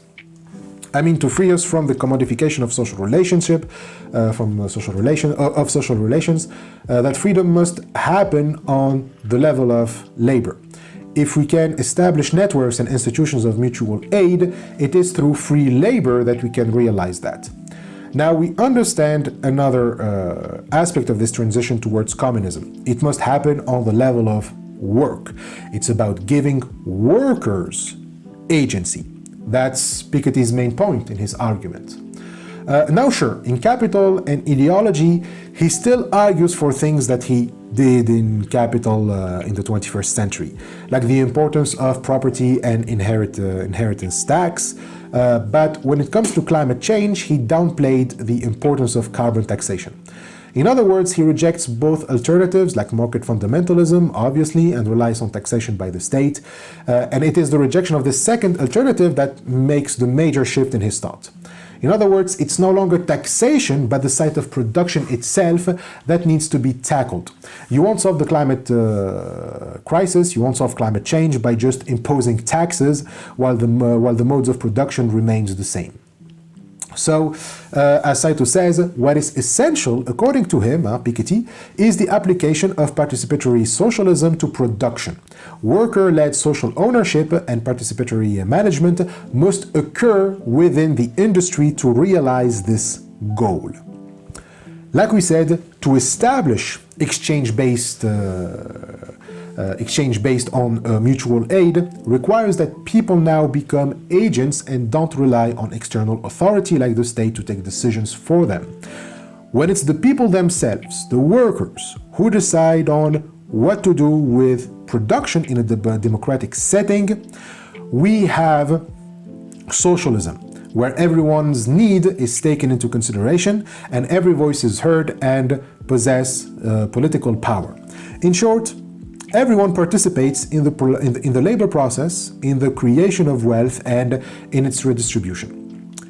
So this not only means freedom from despotic management from the state, but also, and perhaps more importantly, from capitalist owners. Within a private corporation, decisions and dictates by the needs of a small number of major shareholders seeking to maximize their dividends. And as such, the primary motive behind production isn't social needs, but cooperative needs, making profits. And so this is how you also get to prioritizing erectile dysfunction pills over vaccines. Having a despotic minority calling the shots will never amount to use-value priority. So we need an alternative to this despotic management of production, an alternative that gives back control of production to workers. And so this means that management is democratically done either in the form of self-management, of autogestion, or co-management, cogestion in French. Piketty mentions these notions in the chapter Social Democratic Societies, Incomplete Equality, and in the section Cooperatives and Self-Management. I think the full title is Capital, Power, and Voting Rights. So the two concepts, self-management and co-management, are presented by Piketty as guiding principles for rethinking the organization of work and property in the 21st century. And a classic example of the self-management and co-management is cooperatives. There is a difference between the two. And according to Piketty, self-management is the traditional form of a cooperative. And he goes a little bit through its history in France from the 1970s. Worker self-management was embraced as a transformative ideal, symbolizing emancipation from both capitalist and bureaucratic domination. But many of these experiments, they faltered because they lacked detailed institutional blueprints. Through the 19th century, up to the First World War, private property and shareholder rights were sacralized, leaving little space for alternative arrangement. The Cold War then entrenched a binary choice, either Soviet-style state bureaucratic ownership or American-style private capitalism. But plus Piketty criticizes traditional cooperatives for embodying the principle of self-management in its most egalitarian form, like each member has one vote regardless of their financial contribution. So Piketty argues that it is unfair that in cases where one individual has invested significant capital or time in a project, new members with minimal commitment hold equal voting rights. So the founder of a restaurant, for example, who risks her savings and years of preparation may find her vision overturned by employees who joined only recently and bear no comparable financial risk. So he advocates for more flexible governance models that combine the value of equality with recognition of unequal commitments. And so this form of governance wasn't possible apparently because up until the collapse of the Soviet Union, we were always forced between either bureaucratic state control of labor or capitalist control of labor. And so this is where co-management becomes crucial. Unlike pure self-management or bureaucratic and capitalist management, co-management or co-determination, that's another way of defining it, it seeks to balance the power of workers with that of capital investors. He gives the example of the German model in which workers elect representatives to company boards, and that way you ensure that those who labor within the enterprise possess a structured and institutionalized voice, while investors retain influence proportional to their stake. Other measures such as ceilings on voting rights, special rights for small donors or mixed assemblies of workers and shareholders prevent any single actor, especially wealthy investors, from monopolizing decision-making. And so in this way, co-management embodies a pragmatic compromise. It preserves democratic participation while accommodating the realities of investment diversity. Now, this obviously doesn't mean that capitalism has ended, because we will see that Piketty doesn't actually go all the way. However, in a sense, it does entail a break from capitalism because, well, now capital ownership is also temporary, and workers have way more autonomy in this model of co-management. But about our main issue, this again debunks the myth that there is a dilemma if we try to combat efficiently climate change. In the beginning of the episode, we said that we either keep going with our usual ways, and so things will keep getting worse until we end up with in climate fascism, or we involve the state, but then we end up in climate Maoism. So we will end up sacrificing democracy. And so this dilemma then presupposes that democracy is incompatible with sustainability. If you want democracy and freedom, then you have to kiss goodbye to the environment. And so this, of course, is completely wrong, because it's not democracy that is leading us into climate fascism, but precisely the lack of democracy because of capitalism. So the sophism here is that capitalism makes us think that it is the essence of democracy. And therefore, if you don't want capitalism, then you are forced to abandon democracy too. This is the neoliberal logic. Democracy and freedom are only guaranteed within a capitalist framework. So if capitalism is the essence of democracy, meaning that there cannot be democracy without capitalism, but if capitalism is the cause of climate change, then democracy too causes climate change. This is another variant of the tragedy of the commons. The tragedy of the commons, if you remember, says that the free access to resources will cause the exhaustion of resources. And so there has to be restriction on its use and access. But the classical solution offered to this tragedy is capitalism and private property. However, if we show, like we did, that it is precisely capitalism and private property that causes exhaustion of resources, then the story evolved and made capitalism itself synonymous with democracy and freedom is just wrong. But what we try to do here with Piketty and Saito is to argue that what causes climate change and destruction of resources isn't democracy but precisely capitalism, and what guarantees a sustainable economy is precisely democracy. So capitalism and democracy cannot be intrinsically linked or synonymous, like neoliberalism and classical economics and liberals want us to believe. In reality, democracy and capitalism, just like democracy and totalitarian regimes, are antagonistic. Capitalism is as despotic as authoritarian states, and therefore it cannot be the essence of democracy. It just doesn't make sense. So the solution to climate change is more democracy, not less of it. And so the dilemma is just false. This is what Piketty concludes, that you can't have democracy under capitalism, especially in times of a global crisis like climate change. Capitalism needs to go away for democracy to fully emerge. So we need to reshape the labor process itself by getting rid of the parasites that control it, the shareholders and the capitalist owners.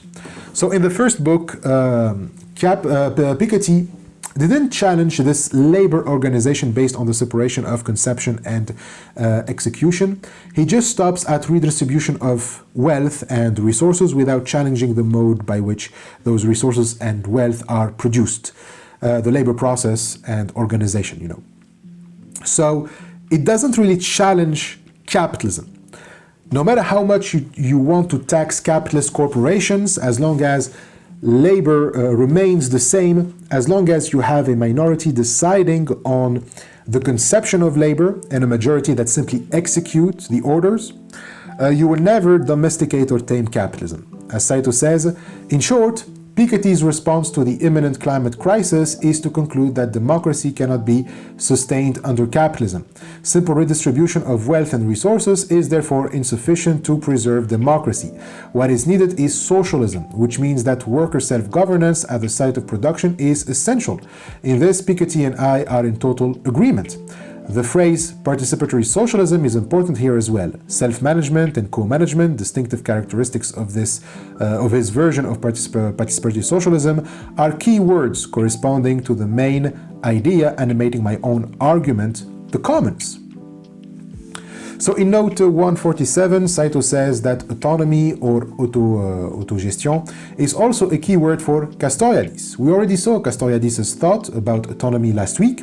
Castoriadis insists on the necessity of self-management when workers don't depend on the decision-making of other parties in authority like, the state bureaucracy or the capitalist shareholders.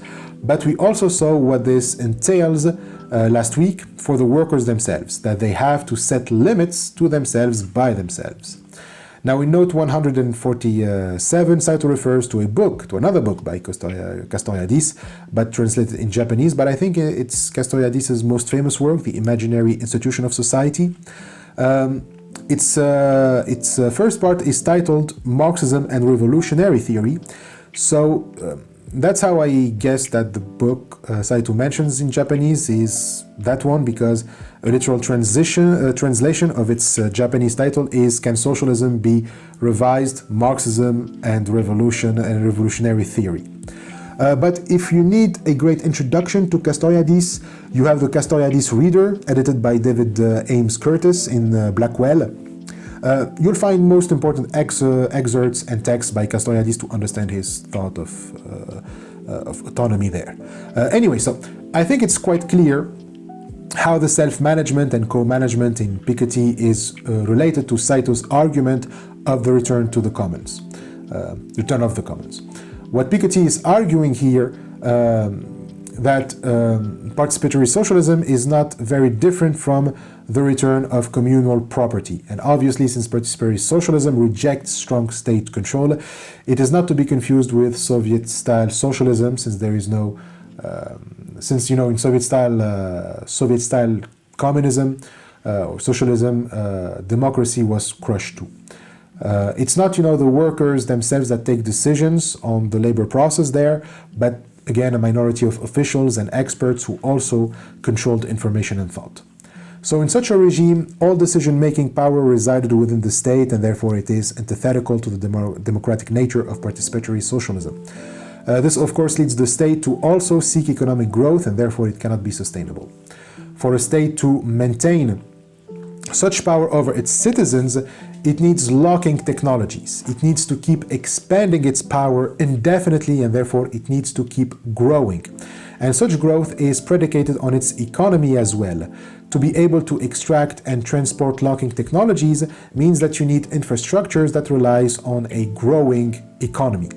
So to develop the technologies, you need for mass surveillance, for a military and a police that display constant feats of power to keep your citizen in check, that will demand a heavy toll on the environment. So no wonder that the Soviet Union and Mao's China were productivist to the core. In contrast to the authoritarian Soviet Union, participatory socialism is an attempt to transition to a sustainable society. Participatory socialism is predicated on ecology, and therefore it cannot function in a top-down structure. It has to be a horizontal structure, meaning that it can only function through mutual aid and citizen self-rule. The only way out of climate change is by establishing communities and autonomous and free individuals democratically deciding on labor, production, and redistribution.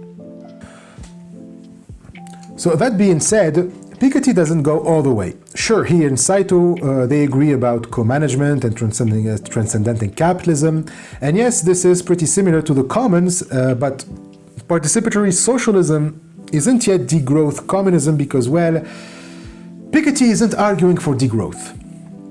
Because although he is speaking of transitioning to participatory socialism, the way to transition is through more growth, because his transition relies on, in large part, on taxation. Taxation still plays a big role here. That is, on the power of the state. He just argues that on the one hand, we need more social-based form of ownership where decision-making is done by workers, not by capitalist owners or shareholders, but to guarantee the permanent circulation of property and wealth, he needs a wealth tax to be parceled out to every citizen in the form of a universal capital endowment. He also considers the role of progressive income taxes, universal basic incomes, and educational justice. So this would require a state that imposes big taxes, at least in the transition towards participatory socialism. Problem is, the more a state needs to impose big taxes, the stronger the state has to be. There's no other way for a state to control capital than by imposing, big taxes, which means that the state's power has to grow. So the economy has also to grow, which means not only more emissions, but clearly we are heading towards a form of state socialism not very different from climate Maoism. So Piketty's evolution in the argument turns out to be not really a revision of his solution in the Capital in the 21st century. He just realized that the solution wasn't enough, not that it wasn't a solution at all, and therefore he just added another step. At first he was content with just leaving things to a taxation system, but then realizing that this is not going to work, he understands that what is needed in an actual break from capitalism, not just putting large taxes on it, but he argues that this break will come through progressive taxation. Like taxation isn't the solution that we agree on, but it is the transition, okay, which we don't agree on. Even if you say that taxation can put some brakes on capital, it can, weaken it or slow it down while you simultaneously start establishing and implementing mutual aid networks like co-ops, etc.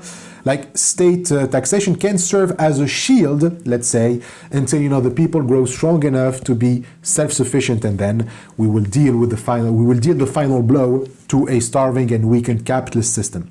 This seems to be what Piketty is aiming at, but this relies on the assumption that taxation weakens capitalism or can actually be a blow to it.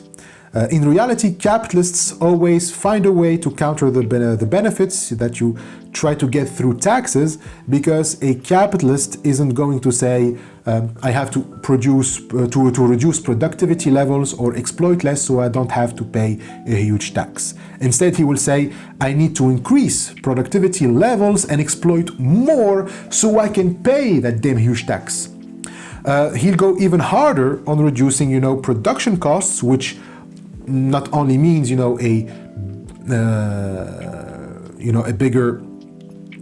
bigger burden for workers, but also for the environment. It just contributes to worsen the metabolic rift. And so this is the problem with climate change. It is metabolic rifts.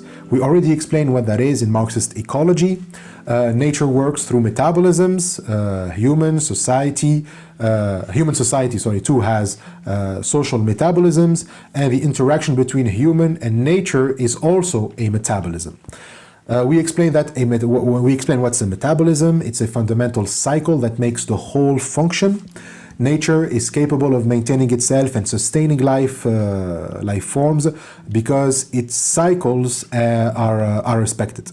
Nothing takes more from nature than it gives back, and therefore, even when the natural world goes through major changes, those changes maintain an overall order of give and take, which allows nature to take a time to restabilize itself and adapt to these new changes.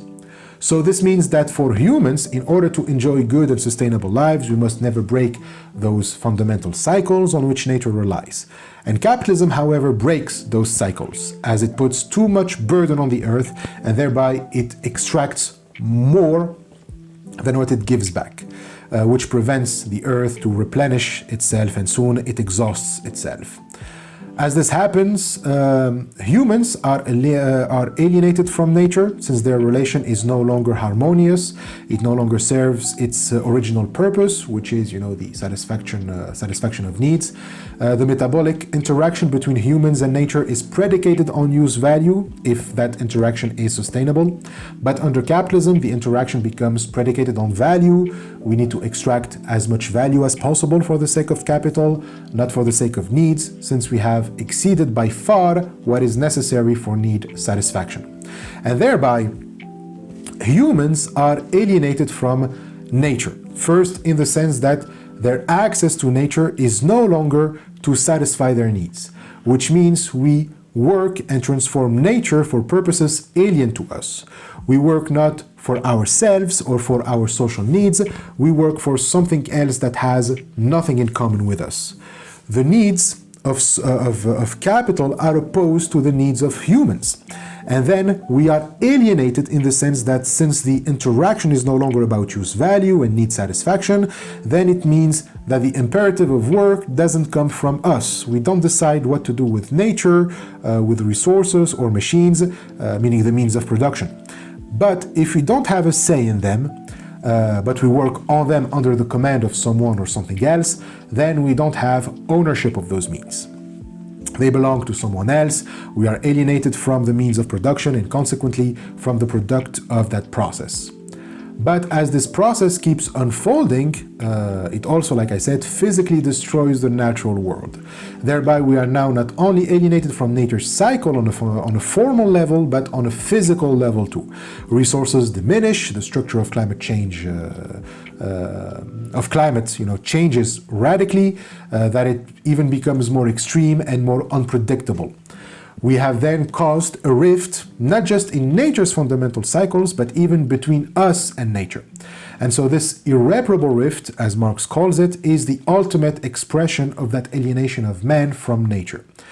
Saito says the production demanded by capital's quest to accumulate unlimited value leads to alienation from nature's fundamental cycles, which in the end results in an irreparable rift opening up between humans and nature. So that rift occurs in the medium between humans and nature. That's what capitalism disrupts first. It replaces the medium that supposed to be predicated on use value by a medium for extracting value. Now, for Marx, that medium is labor. Saito explains it in chapter 4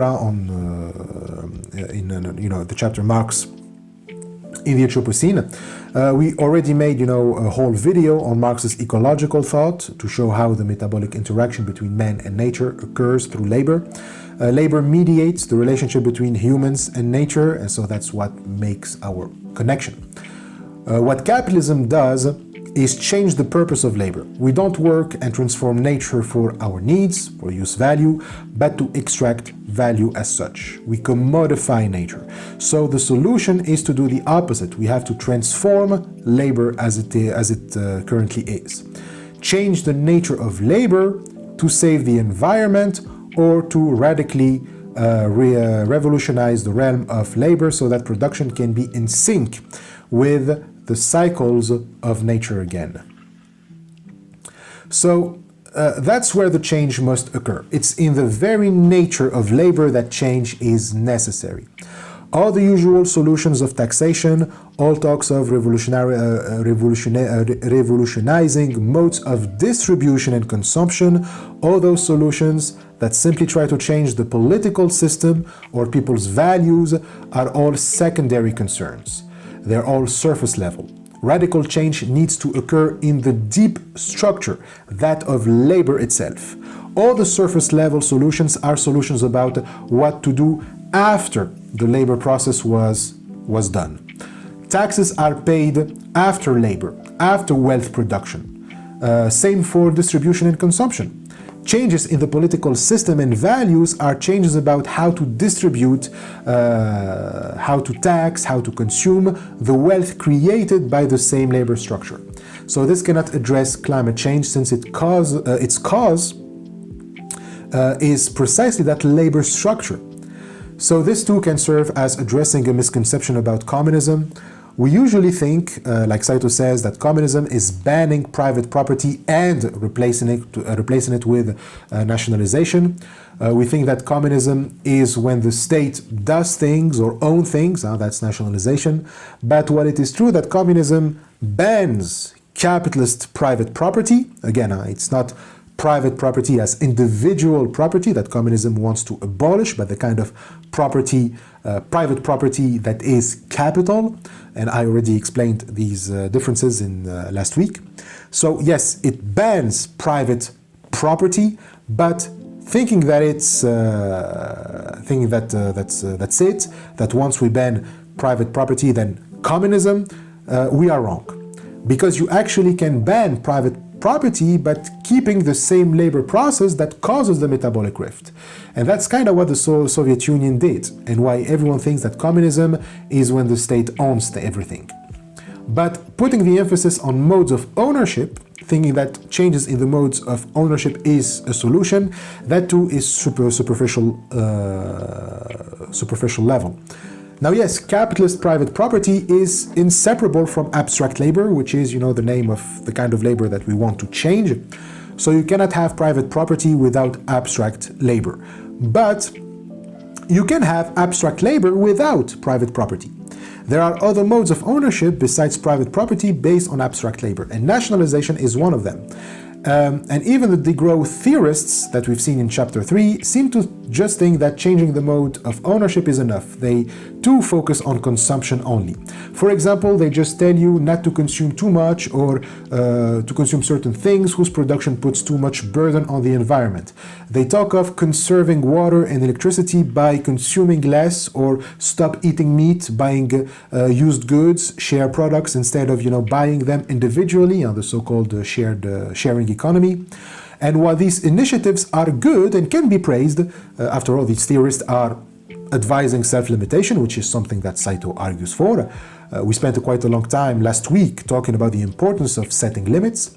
The problem is that these self-limits are only limited to consumers. I, for example, stopped eating meat, but decrease in consumption doesn't mean a decrease in production or even change in production process. It can actually trigger the opposite, just like we've seen with the Jevons paradox. If meat consumption goes down, you can think that it will reduce animal suffering, but meat industries won't stop their massacres. Rather, they will double down on it because the price of meat goes down, and so meat becomes cheaper since it is less consumed, but it means that production and consumption of it will increase again.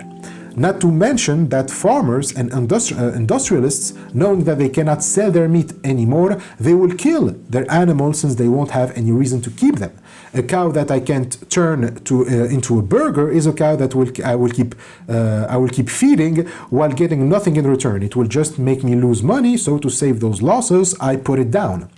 So it is good that you try to change people's values in issues, like animal suffering, and I think that's obviously a necessity.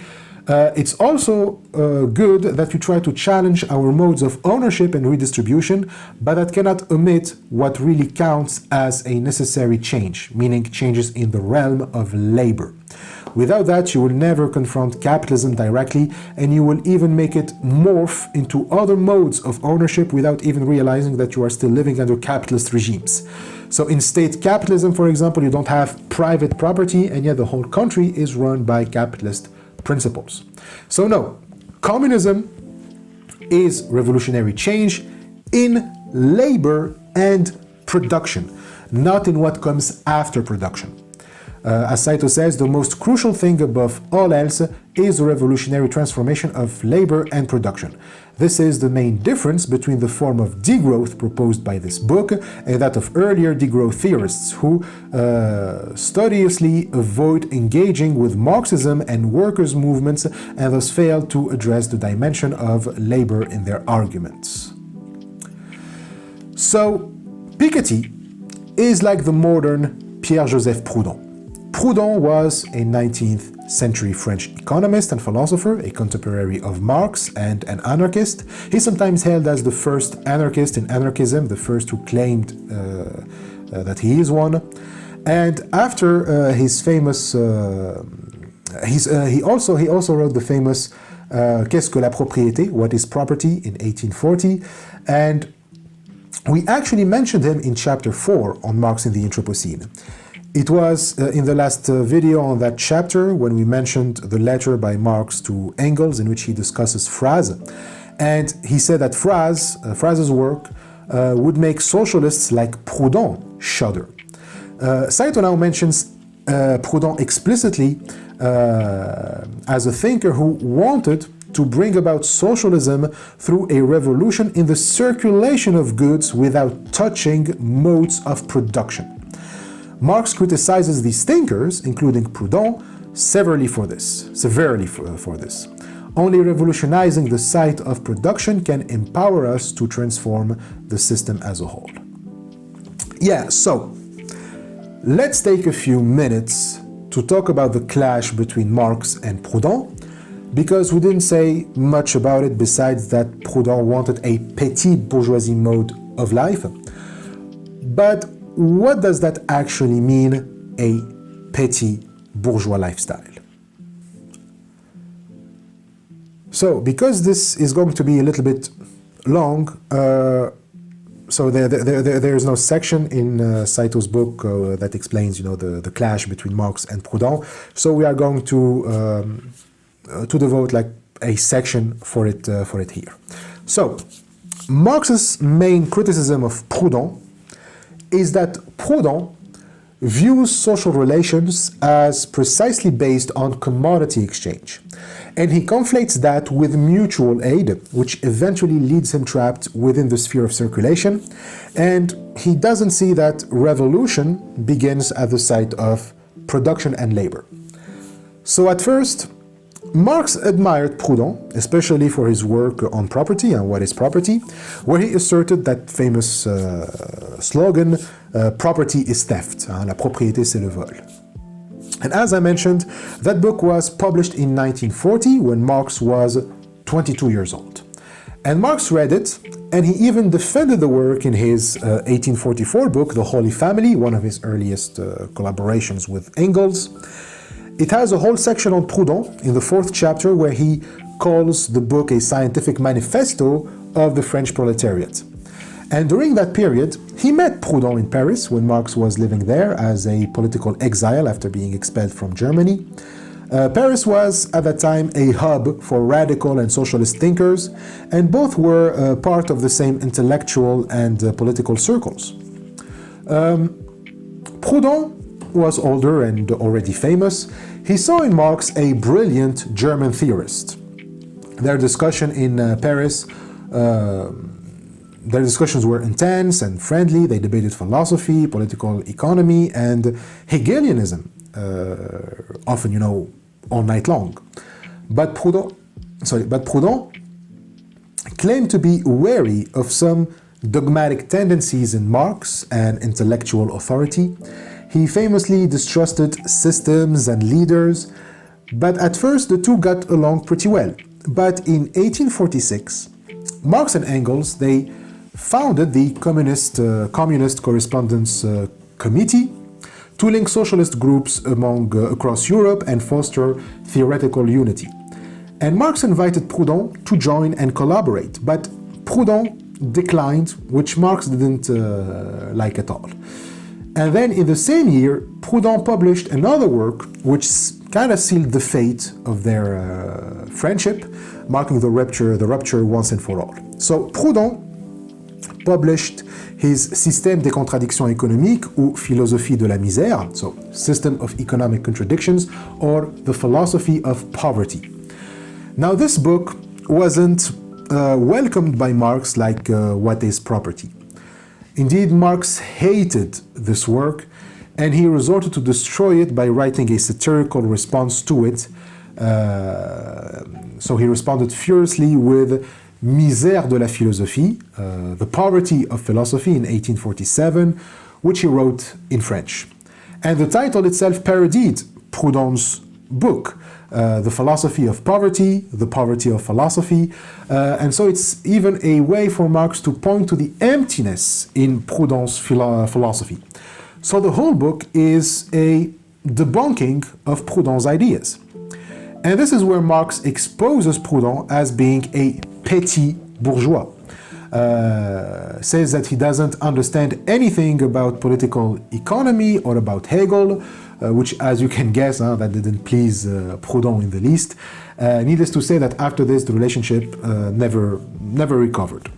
And so, like, Marx really went hard on Proudhon in that response. He basically called him a fraud, if not a plagiarist. You see, Proudhon claimed to have discovered things in political economy that economists never suspected before him, but Marx kept on exposing him. Every time he says, I discovered this or that, Marx is like, here's a quote from this or that economist that shows that Proudhon discovered shit. So for example, the oppositions between use value and exchange value, Proudhon claims to have discovered it, and so Marx quotes Sismondi and Lauderdale to prove that they knew about this opposition way before Proudhon. And so he does this with everything that Proudhon claims to have discovered on his own. And now, about Proudhon, he was a self-taught proletariat, unlike Marx, who was a university intellectual. So does that mean that Marx was a bit harsh, too harsh with Proudhon? I think so, but that's irrelevant. The point is, Proudhon's philosophy is petit bourgeois and only concerns the sphere of circulation. Proudhon never questions the established bourgeois order, meaning the bourgeois mode of production. So let's briefly summarize what's in Marx's response in The Poverty of Philosophy. It has two chapters, a scientific discovery, and the second chapter is the metaphysics of political economy, and each chapter is divided into sections.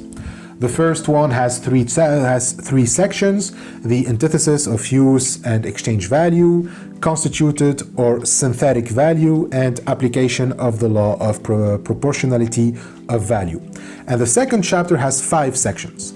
You have section the method, division of labor and machinery, competition and monopoly, property or ground rent, and strikes and combinations of workers. So what is Marx's critique? Obviously that Proudhon and all the traditional economists, from him all the way down to Piketty, they see that things are wrong with the current economic system, okay? But they don't seek to overthrow it, but only to amend it. Proudhon's goal is to achieve equality. He takes it as the ultimate goal for human progress, but socialists like Proudhon they focus only on the mode of exchange of commodity, not on how commodities are produced. And that's what needs fixing. The act of exchanging commodities, of buying and selling, which is the circulation sphere. For Proudhon, if there is poverty, it's because there is something wrong in exchange, meaning that objects are not being exchanged according to their real objective value, which Proudhon calls synthetic or constituted value. And this is what Marx is going to harshly criticize. He's going to attack the very notion of value, notion of constituted value in Proudhon, his methodology for trying to justify and explain what is constituted value, the kind of historical method you need to come up with such a notion, the a priori metaphysical assumptions, and its political implication, notably on the working class and strikes. So Proudhon's main mistake is that to take the economic categories of the bourgeoisie as natural and eternal metaphysical categories. This is how, according to Marx, the capitalist system maintains itself, how it resists change. It's because its structure is taken to be natural and relying on eternal notions. So, whenever you try to fix whatever is wrong with it, you can only do it on the surface since you take for granted its underlying structure. The mode of exchange that occurs in capitalism is individual exchange, meaning exchange is just an act between two independent individuals who, out of their own free will, they exchange what they have or produced independently. In other words, exchange occurs between Robinsons. So Proudhon's starting point is this: each individual is a Robinson Crusoe who makes, stuff in isolation and then goes on to exchange whatever he produces with other Robinsons. And so this is taking to be the natural state of humans. Humans produce individually and then they make individual exchanges according to their needs, because for Proudhon, a single man cannot satisfy all of his needs on his own. He also relies on the labor of others, who he calls his collaborators in various functions. So, Robinson goes to another Robinson, to other Robinsons, so his collaborators, and he proposes to exchange what his labor produced for what his collaborators' labor produced. And so this is the basis for human nature and human freedom. This is how it always has been, if not historically, then metaphysically. Individual exchange is an eternal, natural, rational category. And such a method is obviously very flawed, since it doesn't recognize that each category comes not from some sort of metaphysical realm that is always true and eternal or natural, but from historical material conditions that make those categories possible. In other words, individual exchange exists because the historical material conditions for its existence, meaning the bourgeois mode of production, exists. Exchange, like Proudhon thinks of, has a history. In the Middle Ages, only excess of production over consumption was exchange. In the Robinson view of exchange, surplus must be presupposed, because if there is no surplus, then everything produced would be produced for direct consumption. Only a surplus can be exchanged. Then Marx points to another time after the Middle Ages, where it's no longer only surplus that was exchanged, but all products. Everything must be sold and bought. And then, in a subsequent phase, everything that men had considered as inalienable became an object of exchange, like virtue, love, conviction, knowledge, conscience, etc. And so this evolution of exchange cannot be explained by simply, a Robinson went to his collaborators and proposed to exchange those things and they just accepted. That just, explains everything without explaining it. Why did we have slavery? Well, that's because someone just proposed to someone else to buy and sell a human being and they accepted. Like, even if you want to criticize slavery with this kind of method, all you end up doing is just making a moral critique, like slavery bad, you shouldn't have accepted that. But how can you get rid of slavery without understanding the material conditions underlying it? And that's what Proudhon's method ultimately leads to, besides the whole circular reasoning and weird detours that he has to take to explain exchange. His method as a critique of the current state of affairs amounts to no more than moralist critiques. See, Proudhon says that a product has two contradictory values constantly in tension. A use value, the product's capacity to contribute to man's subsistence, and an exchange value, the product's capacity to be exchanged with other products. And so this exchange value is the price. His problem is how use value becomes exchange value. Marx even mockingly calls this transubstantiation, meaning a change in substance. It's a scholastic term used in theology, and Marx here uses it ironically. It's like, calling this change from use value to exchange value in Proudhon's understanding complete nonsense. Like, it's just, speculation and superstition, to have, this movement from use value to exchange value, like how Proudhon wants to explain it. That's just, it's like, talking about transubstantiation. So anyway, Proudhon recognizes this tension that when a product is exchanged, it's independent of its use value. Even that when it's exchanged, it's always at the expense of its use value. So the price doesn't reflect the use value of the products, which is duh. But how does Proudhon explain this without ever going into the production site and always remaining on the surface, on the site of exchange? So Proudhon simply says that this tension is because of free will. Everyone judges how much they are willing to pay for something and how much they need from that thing. I need the maximum while willing to pay the minimum. And so this creates an opposition between the free buyer and the free producer, which is for Proudhon the cause of all misery. But at the same time, this tension is the expression of free will, and therefore if we remove it, then we take away free will from mankind, and that is injustice. Therefore, we need to reconcile these two sides of value. We need that the price is reconciled with use value of products, meaning that if we sell everything at its just price, order will be established in society. So we need a synthesis of use value and exchange value. We need an equilibrium between supply and demand, and that is what he calls constituted value. And how can we determine this value? According to Proudhon, by labor time. We can here destroy, by the way, a myth about Marx. Marx never argued that a product's real value or price is the labor time put to produce that product. He explicitly rejects that theory of value. It's Proudhon who argues for it.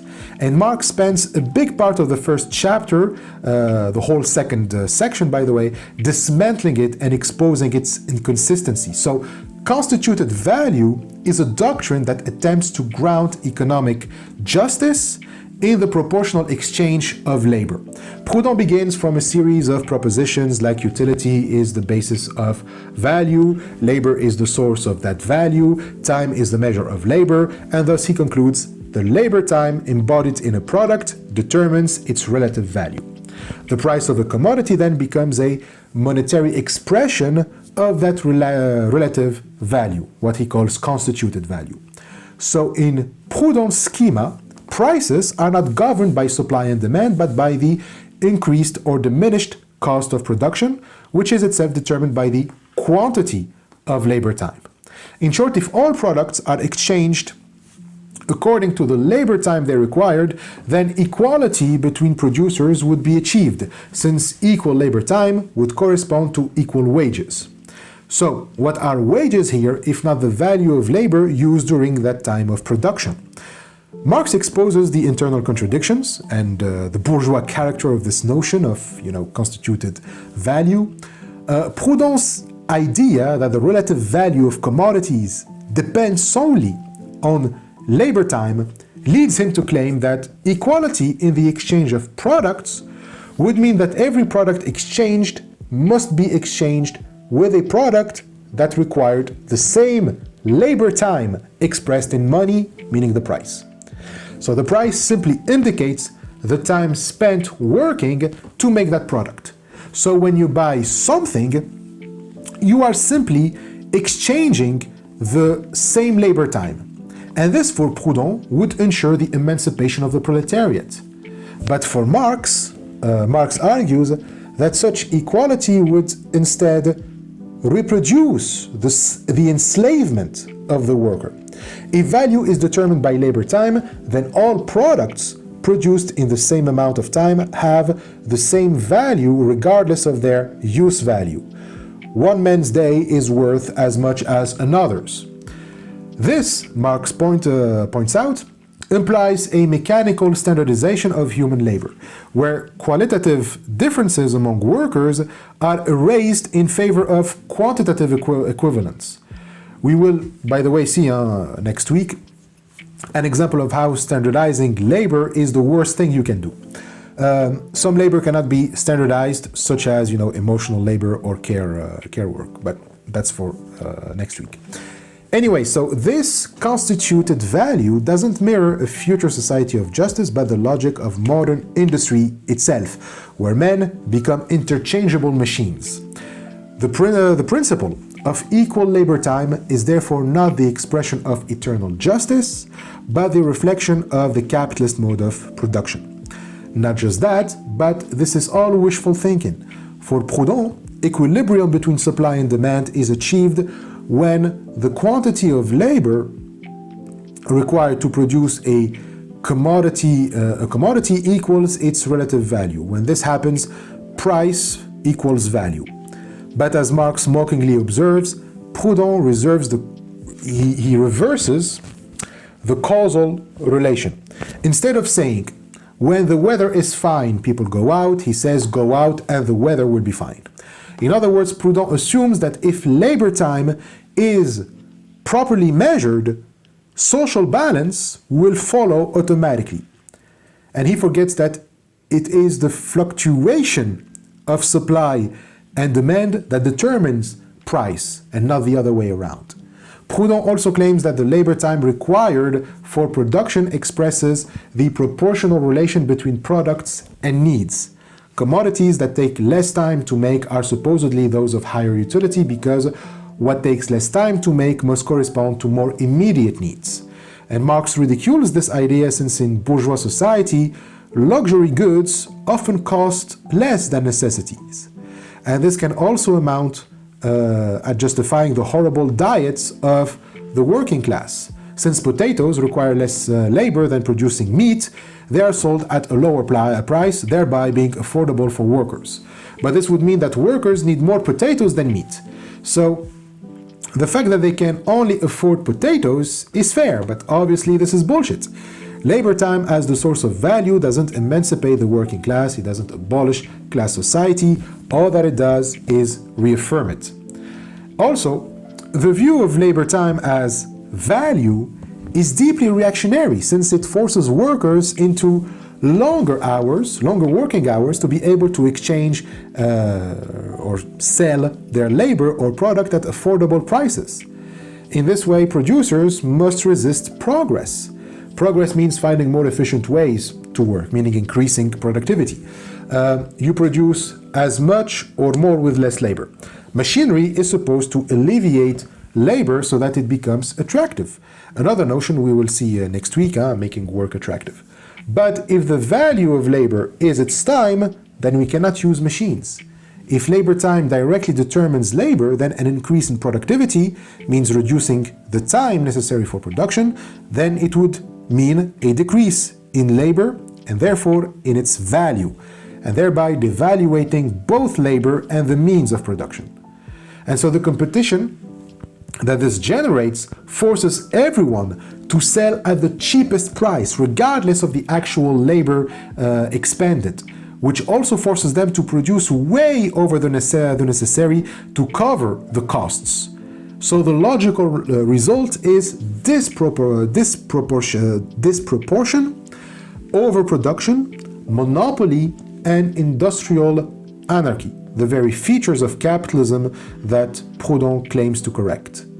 So Proudhon's dream of constituted value thus amounts to a reactionary nostalgia for an earlier period when production and exchange were small scale and productions between supply and demand seemed natural. And Marx calls this the innocent wish of commodities, to be produced in just proportions and sold at honest prices. But this wish can only be realized under historical conditions that long have disappeared. As Marx writes, the return to the true proportion of production, while preserving the present basis of society, is reactionary, since to be consistent, they must also wish to bring back all the other conditions of industry of former times. So, one must therefore choose, either to revive the small-scale harmony of the past, a utopian regression, and this is what makes Proudhon a petit bourgeois, or to pursue progress without anarchy, something impossible without abolishing individual exchange altogether, which is at the heart of constituted value and labor time as value.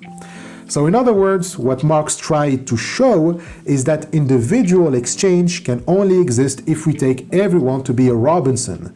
But for everyone to be a Robinson, class antagonism is a necessity. So, to cling to individual exchange is to cling to class antagonism. In a future society in which class antagonism will have ceased, in which there will no longer be any classes, things will be the other way around. Use will no longer be determined, like utility will no longer be determined by the minimum time of production, use value, will no longer be determined by the minimum time of production, but the time of production devoted to different articles will be determined by the degree of their social utility. In short, for Marx, there can be no equality as long as individual exchange exists, since it is predicated on class antagonism. If we are to fix what is wrong with the world, we need to change how production is done. We need to produce collectively from the beginning according to our needs. So we need to go into where production is happening and actually challenge the very system of production itself and transcending its notion and categories, which is precisely what Proudhon doesn't want to do.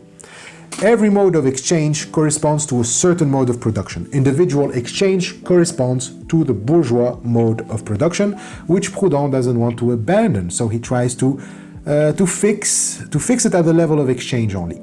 And so this is where his method and metaphysics are criticized by Marx in the second chapter.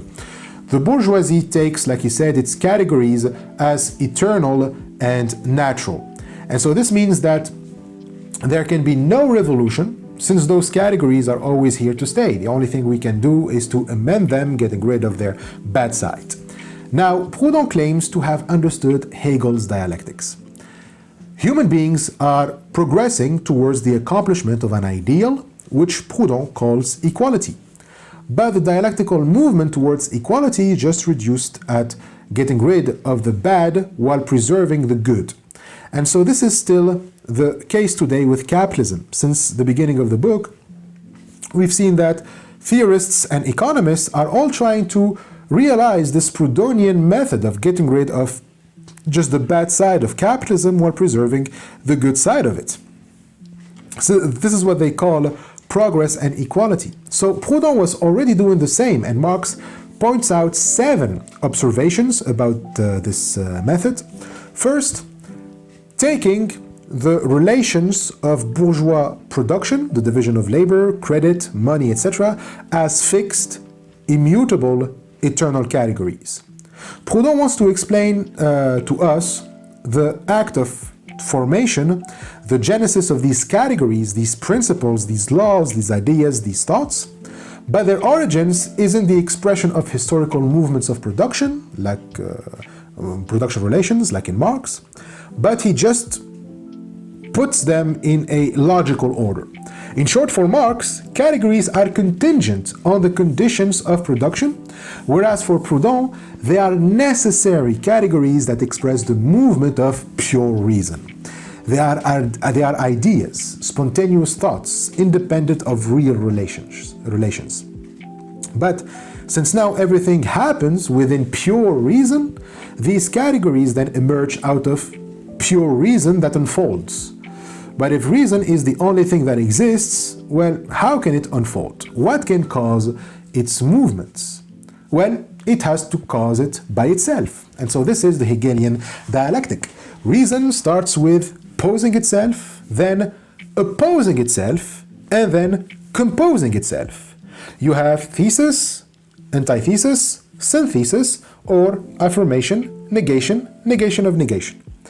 So Proudhon turns everything that exists into an abstraction, a logical category that is manifestation of the pure reason's movements, and so he turns everything that exists into an abstraction into a purely formal movement, the purely logical formula of movement, the absolute method which not only explains all things, but also implies the movement of things. From now on, everything that exists is simply explained as a manifestation of this logical movement of pure reason. And so with this method, you end up justifying everything by simply saying if it exists, then it is logical and a necessity. So now history becomes just the sequence of ideas in understanding instead of events unfolding through time. Economic categories are ideas that make history rather than the other way around. We end up with the crudest idealism here. And so this is the second observation. For Proudhon, economic relations are incarnations of economic categories that always existed in the impersonal reason of humanity. For Marx, so in reality, men produce the social relations in which they produce linen, flax, etc. New productive forces lead to changes in the mode of production, which change all their social relations. In other words, the hand mill gives us society with the feudal lord, while the steam mill, society with the industrial capitalists. And it's not the other way around. So the same men who establish their social relations in conformity with the material productivity produce also principles, ideas, and categories in conformity with their social relations. So ideas, categories are as little eternal as the relations that they express. They are historical and transitory products. The third observation in Proudhon is the order of ideas. Since Proudhon has reduced everything to just ideas, which all the economists still trying to justify capitalism today are still doing, he has nothing to explain the movement from one idea to the next but to appeal to pure logic. A category simply brings another category, another determined category, like a thesis engenders logically and necessarily its antithesis. Then he has to explain how this bring-in occurs. And so this is the fourth observation. And the most important point for Proudhon, each new category comes to fix a difficulty in the previous category. This is what synthesis is reduced to, fixing the thesis. Every economic category has two sides, one good, advantage, and another bad, a drawback, sorry. And so these two sides, they make the contradiction of political economy. The problem to be solved is to keep the good side while eliminating the bad. Dialectics for Proudhon is just a dogmatic distinction between good and bad and its fusion into a new category, this constituted value which is supposed to bring an end to contradiction. An example of how absurd this is slavery. Slavery has a good and bad side. So we ask, can we keep slavery without its drawbacks? No. Only this, not only this is dangerous because you end up justifying the status quo, it's also a deep misunderstanding of the dialectics. Eliminating the bad is precisely an anti-dialectic move. But that's how Proudhon thinks. Dialectic is simply category 1 has a drawback, which is the antithesis of that category, then category 2 comes along to remedy the drawback of category 1, eliminating the bad in one. This is the synthesis for Proudhon. So, taxes remedy the drawbacks of monopoly. The balance of trade remedy the drawbacks of taxes. Land property remedies the drawbacks of credit, etc. So this is all accumulated in the fifth observation, and Proudhon turns every issue into a moral one. If everyone acts morally, then everything will be all right. Then Proudhon, in the sixth observation, introduces Prometheus as a metaphor for humanity. He calls it the social genius. Prometheus is humanity progressing as it unveils, it doesn't create, it unveils truths. And these truths are these economic categories. But because his understanding is incomplete, he only reveals incomplete categories. Now we're talking about Prometheus here. So because he only reveals incomplete categories, well, we get to the contradictions. At first, he doesn't synthesize. But as time goes by, he becomes better at following the unfolding movement of pure reason, and he sits on the path to find complete truth, the idea in its all fullness, the synthetic formula that is to annihilate the contradiction. So constituted value, equality, the good, the supreme well-being, is that formula. Proudhon imagines that the division of labor, credit, the workshop, all economic relations, were invented merely for the benefit of equality, and yet they always end up turning against it. So you have the good side of economic categories, which is equality, the bad side, the negation, which is inequality. Every category is a new attempt to eliminate the bad side, inequality, of the category before it, which leads us to not just a progressive view of history, but to providence. There's like a theological goal, a teleological goal, but at this point it is theological goal to history, and everything that ever happened in history happens to bring about this ultimate goal. But why would it be equality?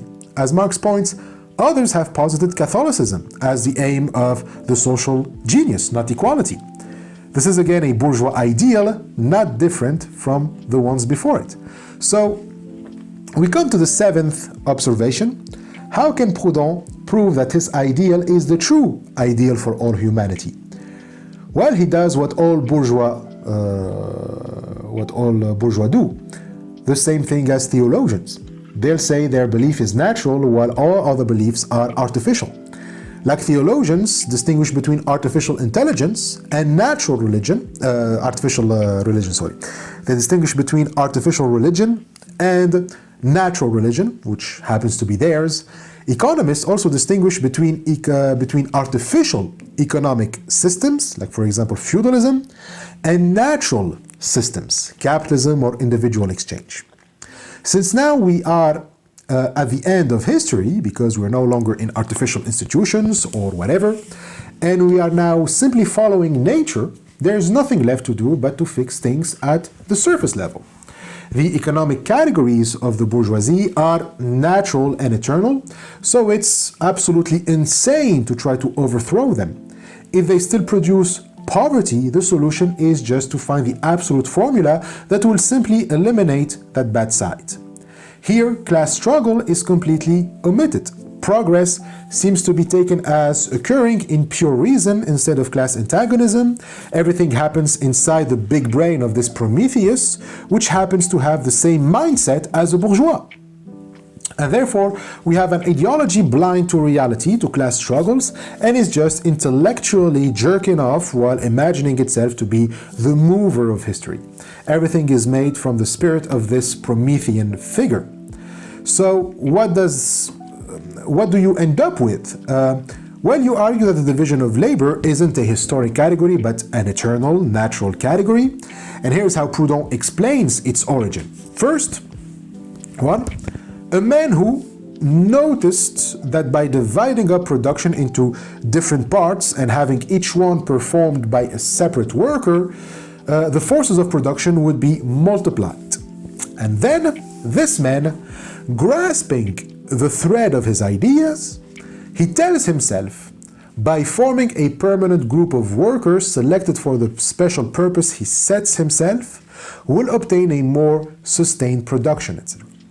Third, this man makes a proposal to other men to make them grasp his idea and the thread of his idea. And then fourth, this man, at the beginning of industry, deals on terms of equality with his companions who later become his workmen. And 5, one realizes, in fact, that this original equality had rapidly to disappear in view of the advantage position of the master and the dependence of the wage earner. So this is how Proudhon explains the division of labor and its drawbacks. It's a complete naturalistic explanation. The division of labor appeared because it's just logical for a man to realize if he works with others by dividing the tasks of labor, productivity increases and thereby making life easier and establishing equality. And so this happened because he simply proposed such arrangement to others. But then, at one point, this division of labor no longer perpetuates equality but poverty and inequality. And how come? Well, according to Proudhon, it's because of machinery. It's machinery that introduced the principle of authority in society subsequently to the division of labor, so he makes machinery come after the division of labor. Now, this is completely wrong on all levels, because the division of labor didn't emerge because someone was like, we produce more if we divide tasks. The division of labor emerged in the workshop, which has a history. The modern workshop, where capital groups and directs labor, where capital it brings labor together, so it groups labor and directs labor. It wasn't born out of friendly arrangement between equals, but first it was born out of the discovery of America and rise of exchange destroying the feudal system. Secondly, peasants moving into cities. And 3, colonialism in the East Indies. So these points led to the accumulation of capital, which led to the division of labor in the workshop. You have the division of labor, to have the division of labor, you already need the concentration of many people, workers in a workshop. Then the point about machinery. If we allow Proudhon's logic, then the concentration of instruments of labor, that's what machinery is, and the division of labor should be antagonistic. But it's precisely the introduction of machinery that brought the division of labor, not the other way around. As Marx says, the machine separated the weaver and the spinner. The spinner lives in England, while the weaver is now in the East Indies. Machinery is needed to have and to intensify the division of labor. And so another category is competition and monopoly. The good side of competition, essential to labor as a division and necessary for the advent of equality, and the bad side of competition, ruin those whom it drags in its train. Competition, as Proudhon and Marx say, engenders misery, it foments civil war, it changes natural zones, it mixes up nationalities, it causes trouble in families, it corrupts the public conscience, it subverts the notion of equity, of justice, of morality, and what is worse, it destroys free, honest trade and does not even give in exchange synthetic value, fixed, honest price. It disillusions everyone, even economists. It pushes things so far as to destroy its very own self. But, as Marx would see competition as a category that emerges from the capitalist mode of production, and therefore a category to be transcended, Proudhon sees that the problem can be solved by finding an equilibrium. For Proudhon, competition equals association. It's because of competition that we seek to form alliances, because competition forces us to look for allies. Since we are a semi-Robinson at this point, we need our collaborators in various functions. Competition forces us to seek them to be more, productive. So following Proudhon's line of reasoning, the opposite of competition would be monopoly, right? But if we really follow Proudhon's dialectic, we run in circles. We are forced to see modern monopoly as good, as the natural synthesis. Like you either say we start from feudal monopoly, that would be your thesis, which is an artificial category, and we get from it competition, which is its antithesis. But if the antithesis is to fix the thesis, and modern monopoly comes from competition, then modern monopoly is the synthesis of feudal monopoly and competition. Therefore, modern monopoly is good and natural. Monopoly is good since it is an economic category, it is eternal, and so is competition. So we must find a synthesis of the two, which is taxes. All employments be given to the proletariat and paid by the man of monopoly.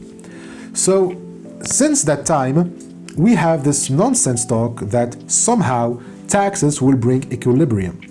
We think that taxes will bring the bourgeoisie down on its knees, that with taxes you can have an equilibrium and contain the destructive behavior of capitalists, when in reality, taxes are the very means of giving the bourgeoisie the right to preserve themselves as the ruling class.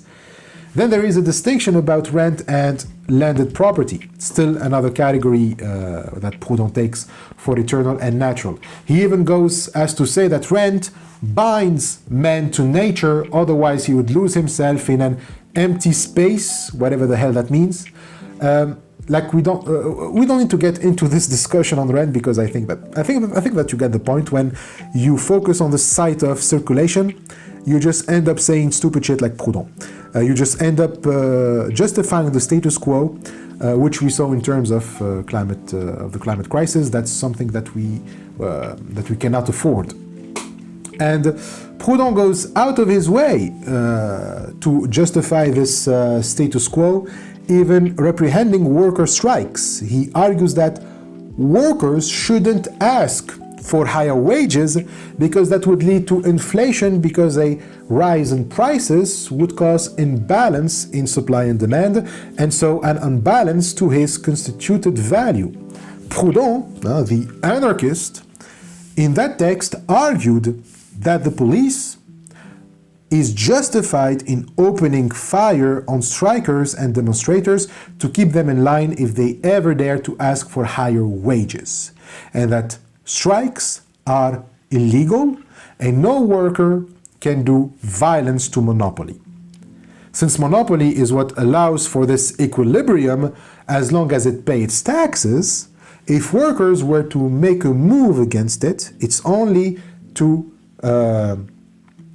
make things worse. If they must make a move, it's only to demand that monopoly pays its taxes, but never to increase their wages. And as you would expect, Marx criticized him for this. The last section of Marx's response is about this issue regarding strikes and worker combinations, especially about wages. Marx argues that large-scale industry concentrates in one place a crowd of workers unknown to one another, and competition divides their interests. But the maintenance of wages, this common interest which they have against their boss, it unites them in a common resistance, in a combination. Thus, combination always has a double aim, that of stopping competition among workers so that they can carry on, the general competition with against the capitalist. So the combination of capital has created for this mass a common situation, a common interest, and this mass becomes united and constitutes itself as a class for itself. So the interests it defends become class interests. So what Marx is saying is that it is precisely the demands of increase in wages that fuel class struggle and the possibility for the working class to emancipate itself. It's not the taxes which ultimately keep workers under the authority of monopoly, but the wage structure which would ultimately lead to a revolution in the site of production. Thus, we can stress again that a revolution, as Marx points, begins not at the site of circulation, but in the site of production and labor.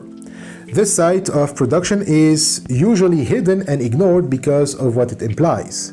In chapter 6 of Das Kapital Volume 1, Marx talks about the sphere of circulation, which is predicated on the buying and selling of labor power. Of course, when we exchange commodities, we're actually exchanging labor power, a labor that crystallized into the commodity. Now, the reason why most intellectuals don't want to leave that sphere of circulation, of redistribution, taxation, etc., is because towards the end of the chapter, Marx says that it is in that sphere where we have the values of the capitalist system. It is the Eden of the inner rights of men. So what he means by this is that in that sphere, you have the ideas of human rights as universal categories. The freedom and equality that thinkers like Proudhon cherish are valid only in the sphere of circulation. As universal categories, it wouldn't make sense for them to be determined by something else, right? Something like history, for example. But what Marx argues is that those categories that Proudhon and others mistake for eternal and universal properties are actually determined by the historical conditions of labor, so they are determined by the site of labor and production. Those universal ideas, Marx sums them ironically as freedom, equality, property, and Bentham. Freedom because the buyer and the seller of commodity claim to be free, that they are actually out of their own will, their own free will as free agents agreeing on a contract. Equality because exchanging money and commodities is exchanging equivalents. Property because each dispossesses only of what is his own. And finally, Bentham, that is Jeremy Bentham, the utilitarian philosopher, who in this context argues that the nature of man is to just look only for himself, like he is selfish and he looks for gain and private interest only. So in commodity exchange, this selfishness is realized without causing disorder in society, since he forces no one. It forces no one into since the capitalist forces no one into exchanging with him and exchanging only what is equivalent. Thereby, everyone is equal, free, and selfish, and in peace with others. And so these categories are taken to be universal as the nature of humanity. And therefore, it is only the sphere in which these categories manifest themselves that any amendment is to take place. This is how from Proudhon to Piketty, non-Marxist socialists think. From inequalities to climate change, the issue is taken to be an imbalance in that sphere of circulation. Someone coerces someone else into a contract in which they are not equal by robbing them of property, and thus we don't get the pre-established harmony between people's self-interests as Bentham, for example, advocated. Instead, we have chaos, poverty, and austerity. So the solution then is to bring back balance into commodity exchange by taxing and by redistributing wealth in a more egalitarian way. And yes, I know Proudhon technically should be hostile to taxation and he wants an alternative on mutual aid like Marx, but his solution doesn't tackle the sphere of production and he ends up, arguing for taxation because, he ends up with monopoly. So he still sees commodity exchange as a natural process rather than historical. So even if he is not in favor of taxation somehow, he cannot have mutual aid either, so he has to, return to taxation. So his solution may differ from Piketty in some ways, but his end goal is the same: reform the sphere of circulation, and so that we have freedom, equality, property, and Bentham. Marx, however, is going to tell us to look at change in the underground sphere, the hidden abode of production, as he calls it, and on whose and on the threshold of this abode, you read there's a sign that reads "No admittance except on business." It's like the sign you would see at a factory gate: only workers who must sell their labor and capitalists who buy it or allow it. Who buy it and allow for this equal exchange to happen, and so only workers and capitalists are actually allowed in the factory, like outsiders, especially critical observers, are excluded. So On the market's surface, things look transparent and fair, but the real relations of domination take place behind closed doors, in production, where capital extracts surplus value from labor. So in that sphere, we see not only how capital produces, but how capital is produced. And he ends the paragraph with, "We shall at last force the secret of profit making," like how profit is actually made from the exploitation of workers, but also of nature. And so this is the twist in Saito's analysis of Marx. The emphasis on the sphere of labor and production is of course not new, and as Saito points, it can make his argument sound old-fashioned. Like the 20th century Marxism, after all, put emphasis on that sphere of labor, too, pointing to how the very mode of production in capitalism is extracting surplus value from exploited workers. However, 20th century Marxism only focused on the exploited labor of workers. They rarely included nature's labor in the equation. And so this omission meant 20th century Marxism thought that what is holding us back from communism is that capitalists, by exploiting the labor of workers, prevent the proletariat to fully unleash its productive forces. They took communism as a transformation of the sphere of production into limitless production, into the fully automated luxury communism we criticized in chapter 5. Saito, on the other hand, presents another argument that recognizes the limits that nature puts on labor. Liberating labor doesn't mean the more productivity and more production. It's not communism that says capitalism doesn't produce enough, like capitalism is actually limiting itself, but a communism that says capitalism knows no limit, and that's why it must be stopped. It's communism in which actual free labor is labor that is in sync with nature's cycles. So this has the advantage of also making environmentalists and degrowth movements concrete. Like we said, these movements also follow the line of reform policies like Proudhon and Piketty. They only aim at amending the sphere of circulation while avoiding the sphere of labor. Probably because of their misunderstanding of Marxism, since they have the productivist conception of it. For them, when Marxists speak, they all hear, all they hear is unleash productive forces, more environmental degradation. But running with this misconception makes, those movements incapable of precisely doing what they want to do, to, reduce productivity and save the planet. As long as their preoccupation focuses on consumerism, on enlightenment, like being enlightened, having the right values and right behavior, like recycling and shit, and politicalism, like focusing on the political system, on the representatives, the electoral candidates, etc., they will remain insufficient.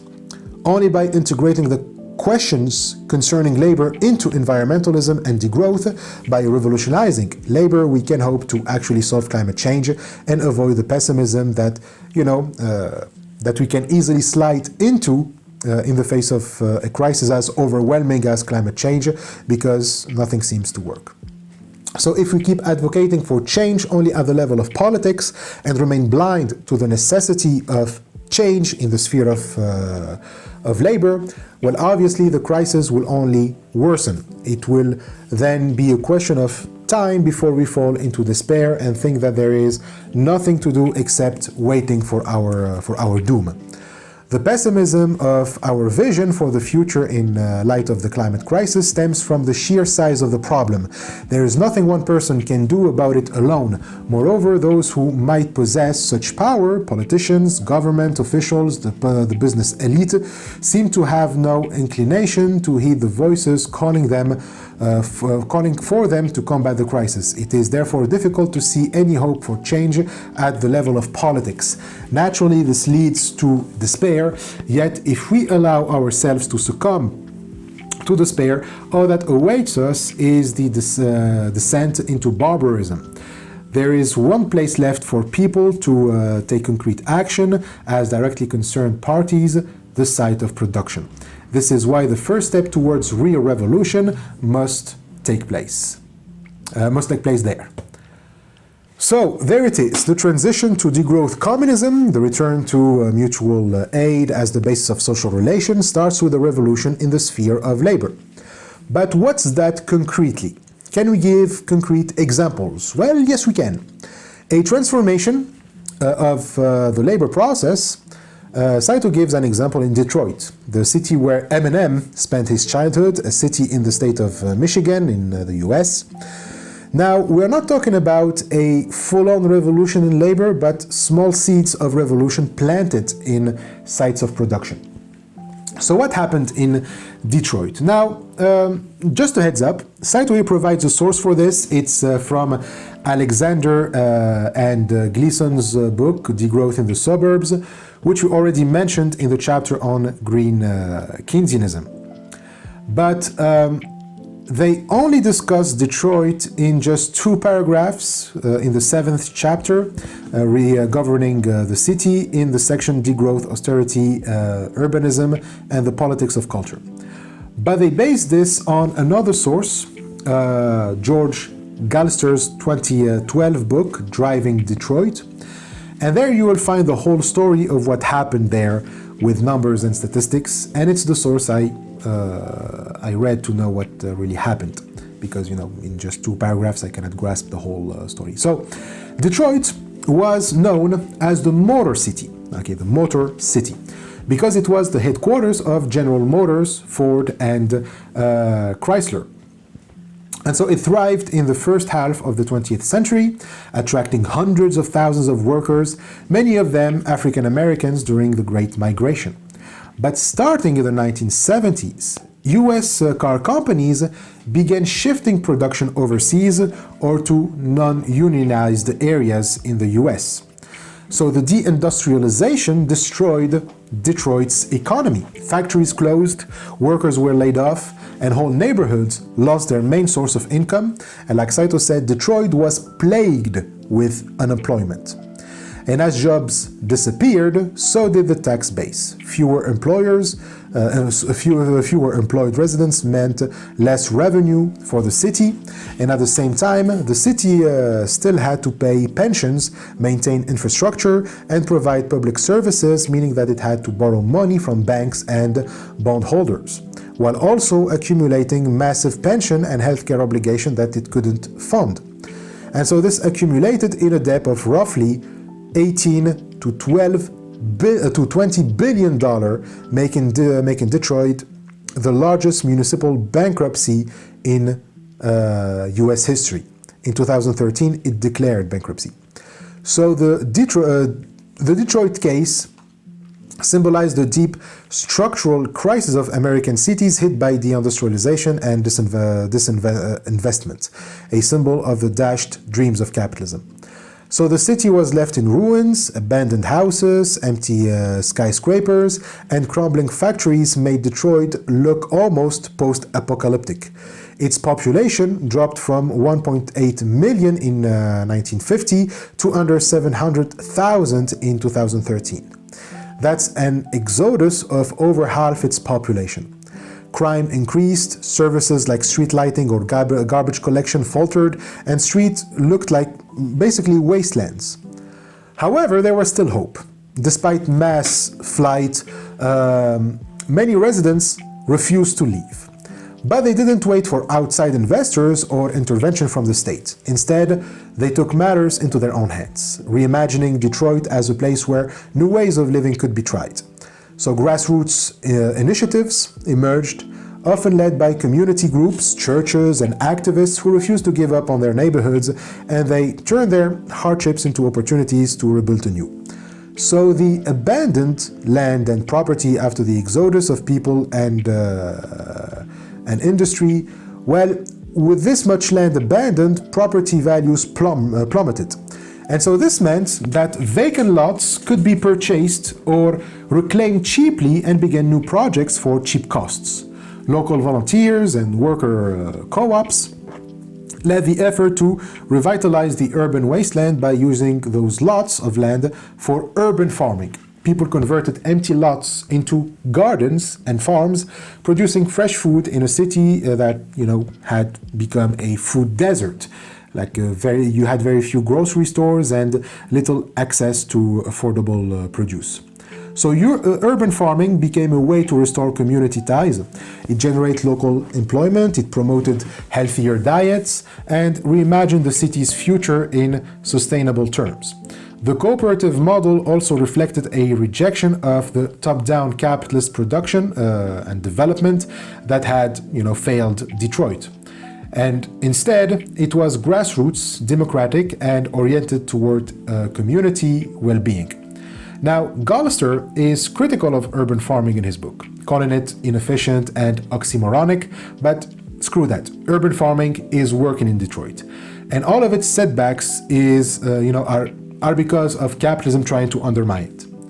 Anyways, this urban farming effort gradually turned parts of the city green. The literal transformation is clear. Abandoned lots and empty streets were converted into gardens and small farms. Green spaces are not just aesthetic. They improve air quality, they provide shade, they reduce urban heat, and they make neighborhoods feel safer and more livable. But not just that, these projects also revitalized and rebuilt ties between the members of the community. Obviously, Detroit's decades of decline led to social fragmentation. People fled, neighborhoods emptied, crime rose, and communal life weakened. But urban farming created shared purpose. Tending crops requires collaborations, planning, and collective efforts. And so this strengthens social bonds and rebuilds trust amongst neighbors. Community cohesion is as important as the physical greening. A city isn't just buildings and infrastructure, but it's also a social fabric. The crops collectively grown were then sold at local farmers markets and distributed to local restaurants. So urban farming is not isolated work. It connects people economically and socially. By cultivating crops, you have shared labor, teaching, and learning skills that are necessary and helpful for others. Then you have local commerce, which reinvigorates small-scale economic activity, links between producers, consumers, and local businesses, creating local supply chains. These activities, they demonstrate how grassroots initiatives can simultaneously rebuild economy, community, and also ecology. Even physical health improves through the access to fresh vegetables. So urban farming addresses public health. More vegetables improve diets. It reduces chronic diseases, which are rampant in poor communities, which, by the way, most of Detroit's population trapped in poverty is black. But besides physical health, urban farming even supports mental health by engaging people in outdoor activity, giving a sense of belonging and feeling useful and needed by their community. So these are benefits of labor when it is collectively planned and organized, when not just the fruits of labor is shared, but the process itself. This illustrates how community-led labor can have multiple co-benefits like nutrition, social cohesion, and urban renewal. The Detroit experience isn't an isolated case and is part of a global trend of cities rethinking urban space for public good rather than purely profit-driven development. Saito gives Copenhagen, Denmark's capital, as another example of municipal policies encouraging participatory urban ecology. The city decided to plant fruit trees throughout the city that citizens are allowed to pick from for free, and this is called urban foraging. Foraging is the act of searching for, identifying and gathering wild food resources directly from nature. People or animal collect edible plants, berries, nuts, fungi, roots, herbs, etc. from their natural habitats rather than, producing them through farming or buying them. Urban foraging then is doing that, but in a city. You go around collecting edible plants, fungi, and other natural resources from urban environments such as streets, parks, vacant lots, gardens, cemeteries, and even cracks in the sidewalk for food, medicine, or other uses. It usually includes harvesting fruits, berries, nuts, herbs, wild greens, and sometimes mushrooms or edible flowers that grow spontaneously or have been intentionally planted in public or semi-public spaces. It's a practical initiative to make fresh food publicly accessible, removing the usual economic barriers of, buying produce. So literally this means anyone, residents, visitors, or passerby, can harvest fruits like apples, cherries, or plums from city streets, parks, or squares. So symbolically, this is a democratization of urban space. Food, normally privatized and monetized, is being returned to the public sphere. Saito mentions at note 149 a Bright Vibes article about this in Copenhagen, like public fruit trees, including blackberry bushes and apple trees, were planted in 2019 by the city council in a variety of public green spaces such as playgrounds, cemeteries, churchyards, parks, sports facilities, etc., in an effort to reconnect people with local flora and food. So it also had a pedagogical goal, making people more knowledgeable about food, about health and nature, especially children. Until then, trees and plants bearing edible fruit or berries could not only be found in nature reserves such as the Amager Natural Park, I think that's how it is pronounced, making people isolated from nature and the sort of skills and knowledge you develop from it. Many Copenhageners, like the article says, don't have their own gardens, and therefore they don't have a chance to see, the learning process, including for children, that nature is something that you can use. They also included an app to let you know what's in season and what to do with it. You can, sort ingredients by seasons, type of plants, or alphabetically. You click on an ingredient to find a detailed description and explanation of its natural surroundings and sensory qualities. You have guidelines for preparation and use in the kitchen, suggested recipes, etc.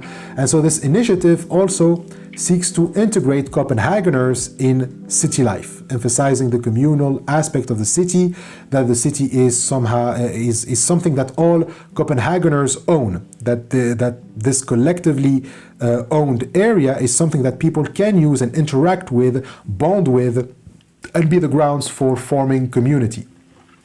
So the city, they insist, isn't a place that you just drive your car around, a place to get to work and then just go home and that's it. Instead, the city should be a place you want to be in. Such measures aim at transforming the entire urban area into an edible city.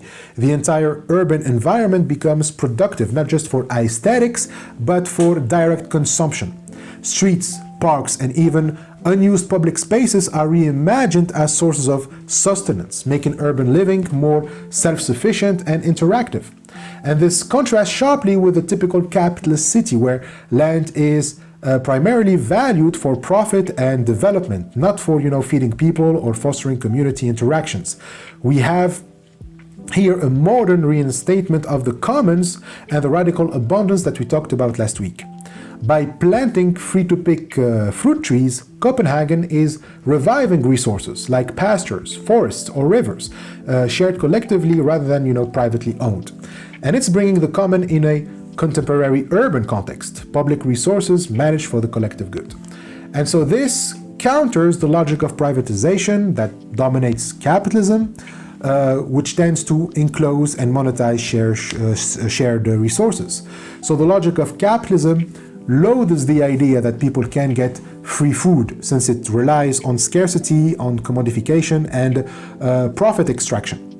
If fruit is freely available to everyone, the usual dynamics of supply, demand, and profit are bypassed.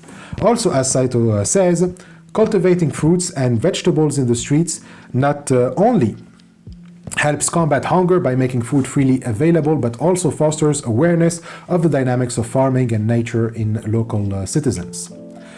So this means that urban agriculture provides practical knowledge about how food grows, seasonal cycles, soil, and ecosystems.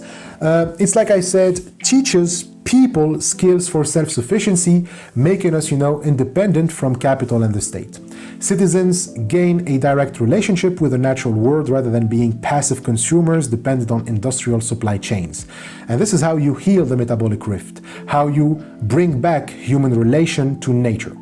And at the same time, free fruit combats food insecurity, especially for those who may struggle to afford fresh produce, and also, raise ecological awareness.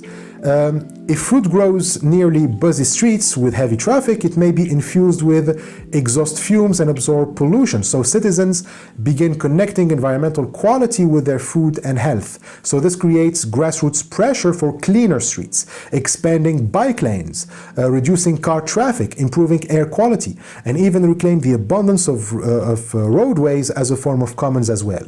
Roads become the property of the people who decide what purpose they should serve.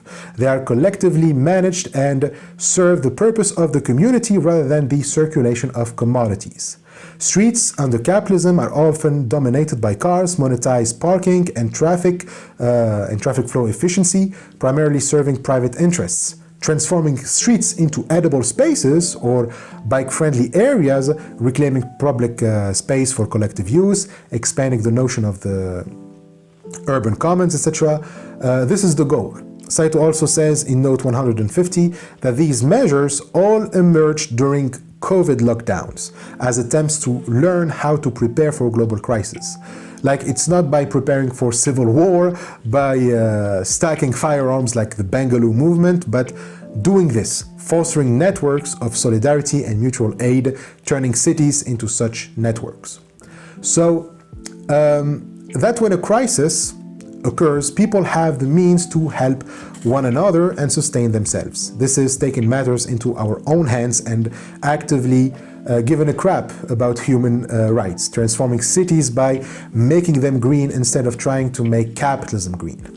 So here's a contrast between, for example, how things were done in Milan and how they were done in Japan. Saito says, the desire to address this problem can be seen in movements that emerged since the end of COVID-19 lockdowns to expand bike lanes and shut car traffic out of urban cores. One of the most ambitious of these movements occurred in the Italian city of Milan. These examples provide a stark contrast to countries like Japan, where the COVID-19 crisis led to an uptick in car use. These examples also show that prior planning during times of relative peace is necessary to prepare for times of crisis. So in this sense, the edible city is part of a broader strategy to resist over-reliance on automobiles, promote sustainability, and reimagine urban abundance. In effect, planting fruit trees encourages active civic engagement. People begin demanding urban policies that protect both the commons and public health. This opens the way for imagination. To imagine a world that transcends capitalism means imagining measures such as these in Detroit and Copenhagen. When we say that communities as these need to expand, I mean that they necessarily do, because their initiatives bring forth new possibilities, and so our collective imagination expands. Urban farming, by introducing new possibilities, new alternatives to the capitalist mode of production, makes us think that, yeah, maybe there actually are alternatives to capitalism. And so these initiatives spread to other communities as well, allowing for the conceptualization of hitherto unthinkable possibilities for the future. In our current system, it's, for example, difficult to imagine that a town can produce its own food without relying on supply from the countryside. But eventually, faced with the contradictions of such a system, people start asking the kind of what-ifs that they're going into, the sphere of labor, and thus, questioning the status quo. What if Detroit's food supply were produced and consumed entirely locally? What if personal car use were banned within Copenhagen city's limits? These concrete what-if propositions are the means to overcome a poverty of imagination that simply accepts the status quo as unchangeable, cracking open a rift in the dominion of capital. In note 151, it gives the book by Rob Hopkins, From What Is to What If, Unleashing the Power of Imagination to Create the Future We Want. It's the same Hopkins from chapter 5, the one on accelerationism, who wrote the Transition Handbook, and he called the West the most useless generation because they lack all survival skills and knowledge about the natural world. So in Hopkins, from what is to what if, he argues that capitalism has won over our minds because it imposes itself as the ultimate what is. It creates a pseudo-totality of reality, like from which there is no alternative.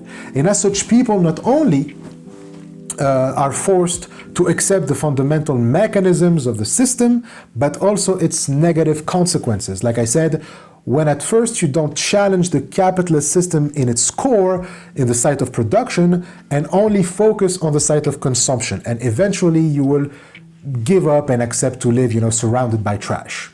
Saito refers to page 126 of Hopkins' book, and that's from the 7th chapter, which is, I think, the most important chapter of the book. It's called What If We Started Asking Better Questions, which is about how we can start asking different questions and better questions. So these questions that begin with what if and help us unlock imagination, to open a crack in the dominion of capitalism and a new space that doesn't figure in the parameters of the current system. Spaces in which we sow seeds of new ideas in people's imaginations so that nobody can say that it is impossible. For example, Hopkins says that usually one response to the IPCC's 2018 statement that we need rapid, far-reaching and unprecedented changes in all aspects of society to combat climate change is to just deny it and say that it is impossible. This is precisely the kind of thinking that limits our imagination and costs us our future. So the chapter opens with a story at Tooting, which is the district in southern London, which at first seemed like people were accepting their life condition, the what is, until some started to ask what if questions. Then Hopkins adds 5 more stories, 3 from the UK, 1 from Belgium, and 1 from Mississippi in the USA, focused on Corporation Jackson, one of the biggest corporations in the world, by the way. But we will just talk about the Tooting story. So this story is an example of what if becoming the perfect antidote to there is no alternative, to the what is. So it's a move from what is to what if. It is centered around the Tooting bus turning cycle. Now, that circle, the Tooting bus turning circle. Now, the circle there is huge. It takes so much space while the district doesn't have a center for its residents. And so the story is about turning that circle into a center. That circle is home to buses idling their engines next to homes that seem to overlook the constant coming and going, noise and exhaust fumes. And so Tooting is extremely noisy because on top of the buses engines roaring just a few feet from your windows, you also have the High Street, one of London's main arterial roads going through it.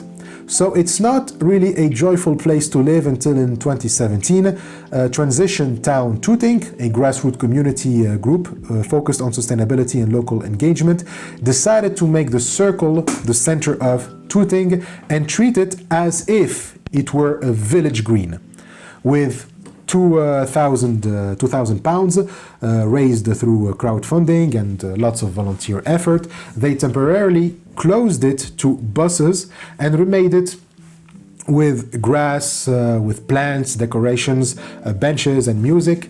And so the space was suddenly filled with life. Live music, free food, Ethiopian coffee, free bike repairs, children playing games, street art with chalk and even a parade. So the point of this is to make people see spaces differently. For a long time, no one contemplated the possibility that the circle could be something else but home for vehicles roaring and releasing fumes. And so that's the imagination we talk about. What if this turning circle were in fact our village green? Just from that question, you spark new ones. You create for other people to also a space for other people to also put in practice their imagination and ask different questions, new questions, to consider their place, their role in it. And so this is something that Hopkins insists on. The nature of a what-if question is participatory. It pushes the people to think, to answer, to think what they could do if the space was a green village. What can they contribute? And so this is very different from the experience of consulting others, where the outcome has already been determined by the organizer and the expert. There is no role for others to step into when you consult an expert. But what ifs, that requires collaboration. But to get people to really participate, you need three things. Three things to make a good what-if question. You need, first, genuine curiosity and openness. Like, the question must come from a real honest place, not manipulation or hidden agendas. People can sense, whenever, the invitation is authentic. And second, openness to multiple answers. A good, what if allows many responses possible from different angles. And finally, a sideways, surprising perspective. The question should make people pause and see things differently, like lifting a curtain or a veil to reveal a glimpse of an unexpected possibility they can step into. So it's about lifting limits in some ways, right? It has an element of freedom, of realizing that things don't have to be this way and they are not, determined. But at the same time, it has an element of constraint or limit in this openness and freedom. Imagination without limits is no imagination at all. We already explored this and the necessity of limits, and we've also pointed that the lack of imagination in capitalism is twofold. It stems from ontological limits imposed by capital, a fixed what is, but at the same time, capitalism with its search for endless growth doesn't recognize any limits. In reality, you need to narrow the target area to fire imagination. Hopkins relates this to the French term bricolage. When someone bricole in French, it means that he is making a construction out of whatever materials are at hand. It's handicraft with materials that are close by. And so his autonomy precisely resides in this, that he is able to do by himself a new construction from the material at hand. So there always must be a material that limits you, because a boundless, endless freedom doesn't engender imagination. But the point of creation is to create a depth and beauty that resonates far beyond their apparent constraints. And this is what is meant here by constraints. You have things that currently look like intraceable problems, but you can see them as huge opportunities for new thinking. The transition town Tooting looked at a space full of limits and constraints, a bus turning circle. They weren't looking at a blank canvas.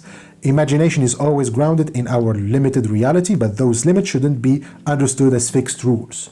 That would be, falling back into accepting capitalism and using imagination only in the space that capitalism dictates or allow. Making a crack in capitalism doesn't mean acting like there are no limits, and it doesn't mean that we play by capitalism rules either.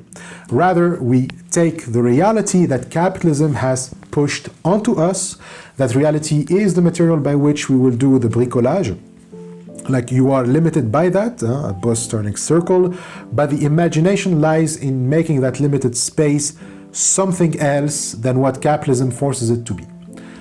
Our limit here is just the starting point, the cards that capitalism has handed to us, but with imagination we transcend those limits in some ways. We use them in ways that not only contradict, but disrupt capitalism's hegemony. Capitalism tells you this is what you can do with these cards. It limits you so that it can be limitless. And again, it destroys your imagination by keeping two irreconcilable extremes, both detrimental to imagination, hence its contradictions. It admits, you admit fixed limits, and at the same time, it tells you that there is no limits. So that's how we end up words governments putting their faith in magic technologies that don't exist, which exist yet, but which, if they did, would struck vast amount of CO2 in the atmosphere. So it's a classic case of how the what is capital ontology sends you into sci-fi scenarios of unlimited growth and energy sources. Like we saw, these should never be confused with imagination and possibilities. They're a lack of imagination and they are false possibilities. So it's a deception about our options, an illusion of possibility that keeps real imagination at bay. So when capitalism tells you this is what you can do with these cards, your imagination must say, what if I can do something else with these cards, something that can wreck capitalism's shit? What if instead of coping with anxiety through popping pills, we were to massively de-escalate the crisis of anxiety across our culture? An anxiety-free world that's a nightmare for capitalism, since it's one less profitable medicine.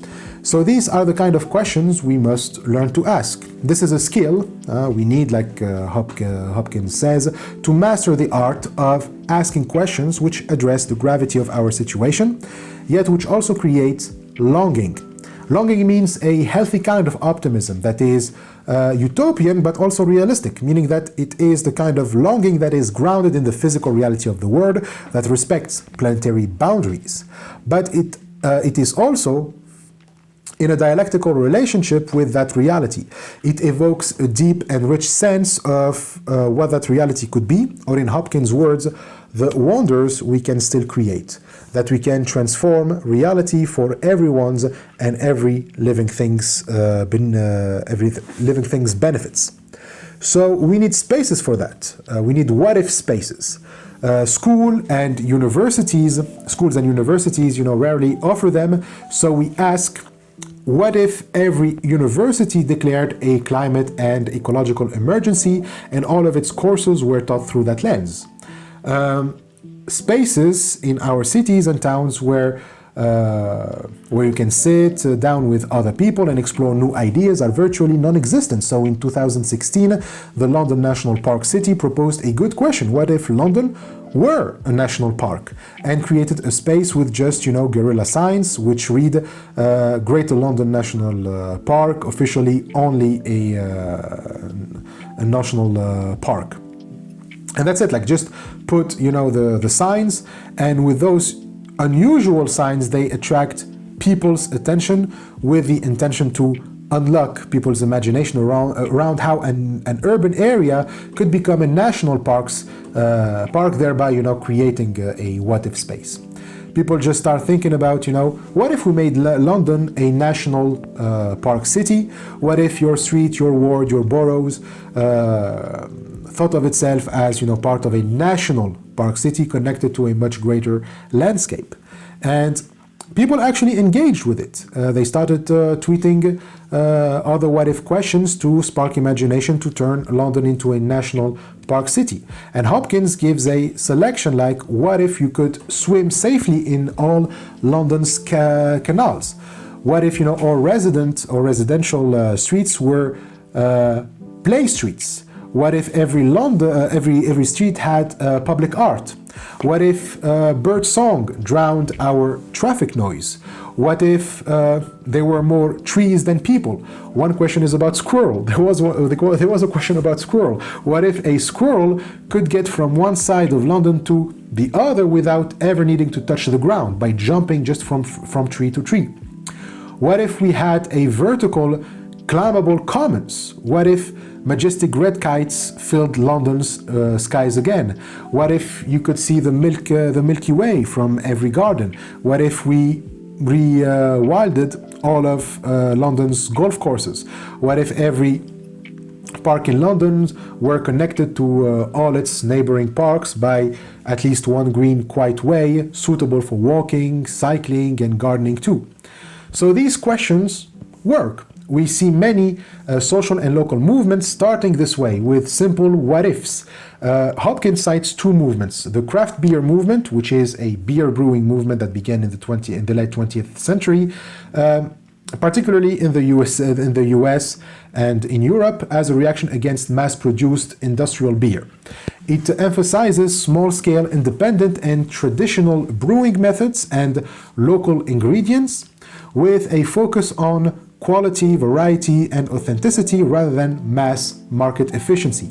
And the result was far better beer than vast commercial breweries, proving that resilient local economies led to more inventiveness and creativity than relying on global supply chains to take care of our community. As Hopkins writes, this movement started with a what-if question. What if we brewed beer using local wheat, mushrooms, wild herbs, wild yeast from the air or leftover bread? And thereby, it's another example of how you get independence and power back to local communities. So the vegan food movement is the second one, and it has shown that plant-based food can be colorful, delicious, healthy, and satisfying despite being constrained by no animal products. So we too should continue asking such questions, and Hopkins suggests a few.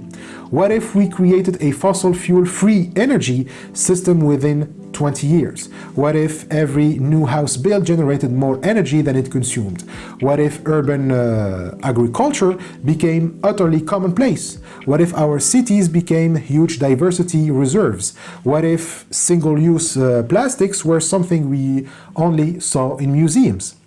So in other words, back in Detroit, urban farming started by a what if from people who normally should have lost all hope. But instead of simply giving in to the mainstream myth that production and consumption cannot be local, thereby increasing the dependency and powerlessness of citizens, the people of Detroit were like, what if that's bullshit? I mean, that's the point of urban farming. Consumption and production both happen locally, which means that waste immediately goes back to the earth to replenish it. So waste isn't wasted. If you remember our discussion of Liebisch, there was this antagonism between town and country because the country produces huge amounts of food to be then transported to cities where it is consumed, but the waste that is usually used to replenish the soil doesn't go back to the country but is wasted into the ocean, creating not just the depletion of the soil's fertility, but makes both farmers and city dwellers powerless. But if everything is produced and consumed locally, then we get to finally transcend that famous saying by Frederick Jameson that it was easier to imagine the end of the world than to imagine the end of capitalism.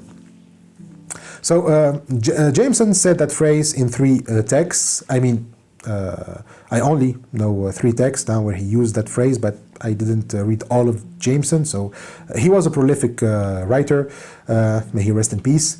But I think that the first time he used that expression is in his 2003 text titled The Future City, published in the 21st edition of the New Left Review.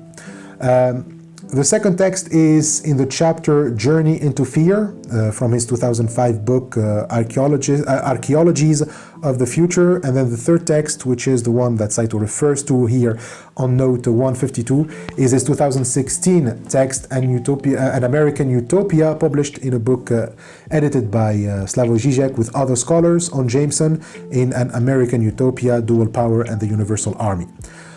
Sometimes the expression is attributed to Žižek and it became famous through Mark Fisher, the guy who wrote Capitalist Realism in 2009, and it is he who said that the phrase is attributed to Jameson or Žižek, but it's Jameson. And Fisher argues that the phrase captures the essence of capitalist realism, which is the feeling that there is no alternative to capitalism. Now, to be fair, the phrase isn't really Jameson's either, because whenever he uses it, he always says that it's someone who said it, but he never said who that someone is. He always says, as someone has observed, it is easier to imagine the end of the world than the end of capitalism, but we never know who is that someone. And the second point is that Fisher's book is often taken to be just a pessimistic diagnosis, a critique of today's late capitalism, but offers no alternative, and that's not really accurate. He does provide hints or sketches of alternatives, It's true that he doesn't suggest anything concrete, or at least not concrete enough for me. He does address workers' autonomy and how to deal with mental illness, like Fisher, who was struggling with depression. He committed suicide in 2017. And some speculate that this depression was also fueled by his grim and pessimist take on capitalism. But he doesn't really develop them enough into an actual alternative. Like, he doesn't provide any institution or a structure based on a living institution to challenge capitalism, whereas Jameson did in An American Utopia. First, he explained how we got to that impression from the first page of his text, why we believe that it is easy to imagine the end of the world and the end of capitalism. He means that today there is a diminution.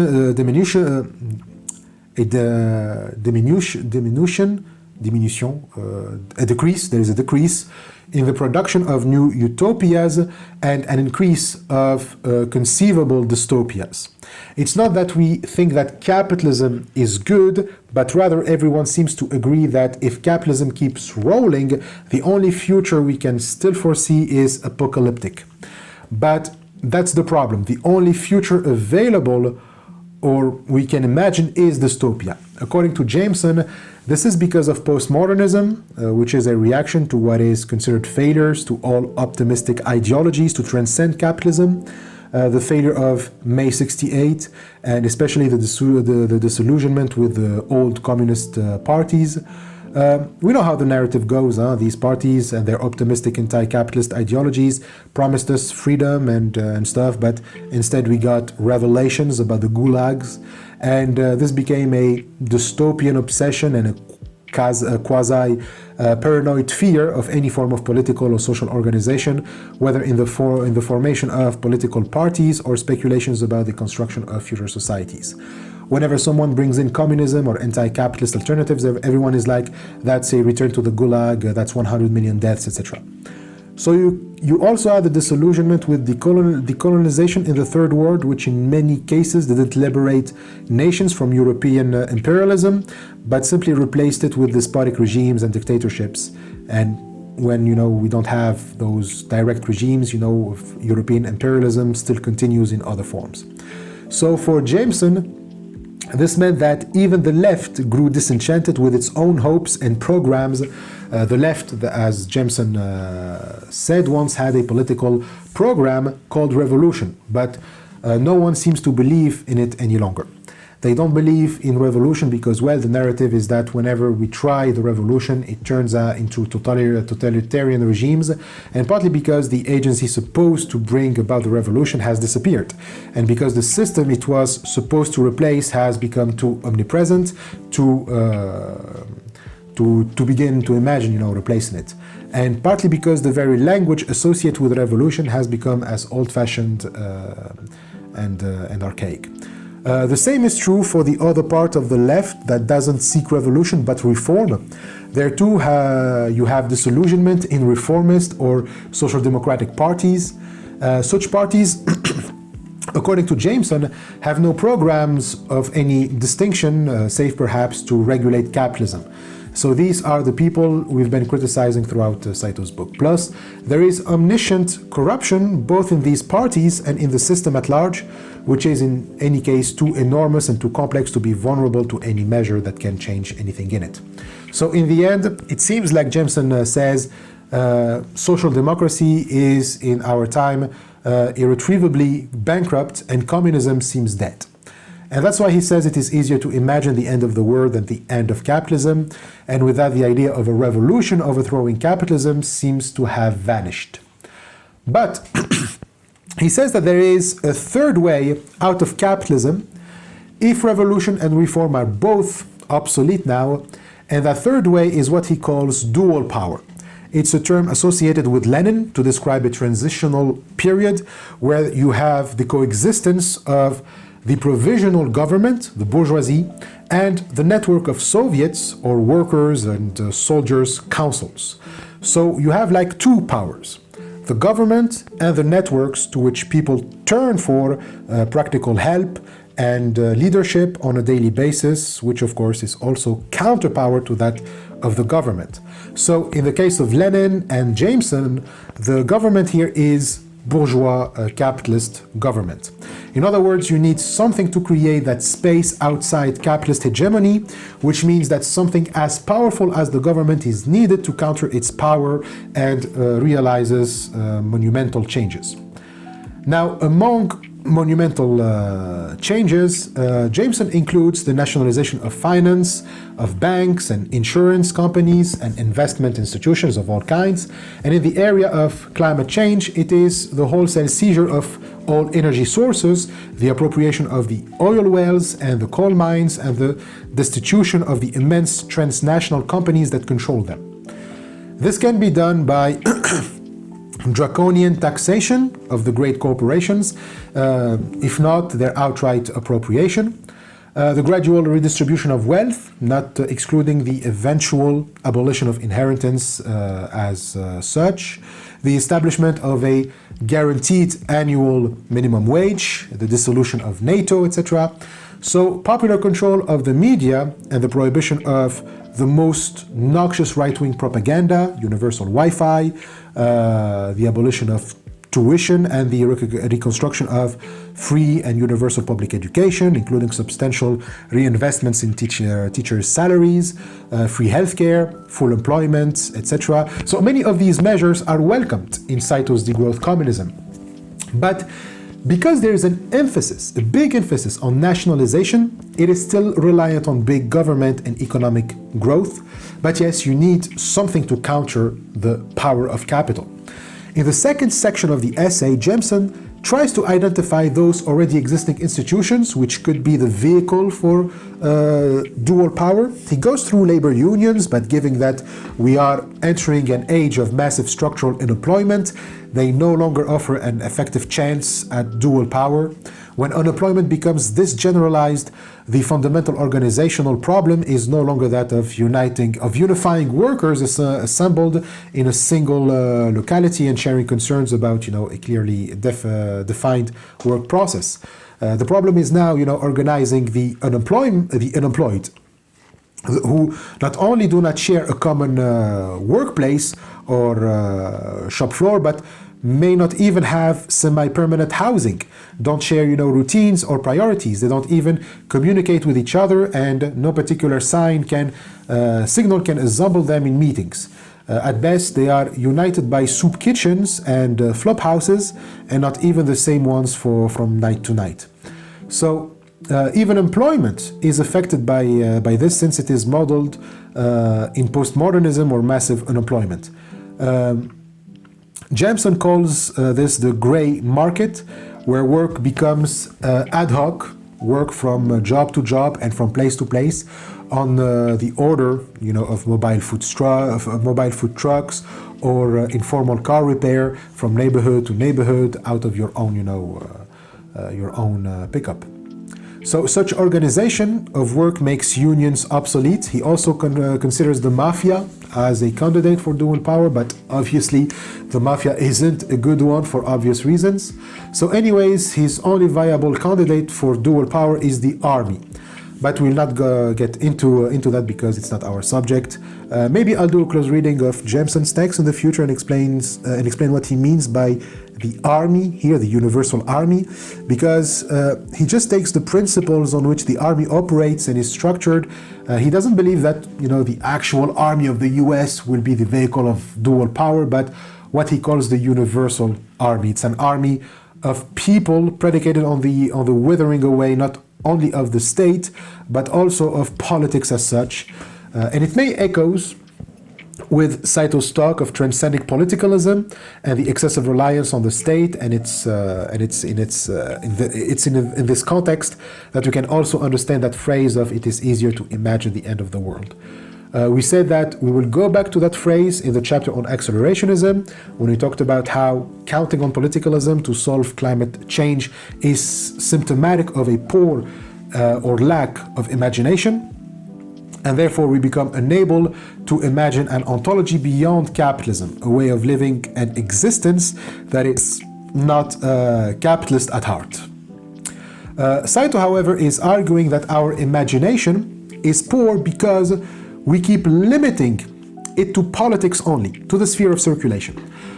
Whenever we want to apply it, we do it only to imagine not societies beyond capitalism, but just and sustainable capitalist societies. Our imagination is only used for mending capitalism rather than transcending it, so we never apply it to the sphere of production, meaning that we cannot mend capitalism, so nothing works, and we feel trapped in a dead end. And not only we accept capitalism as the only possible reality, but we also accept that we are doomed.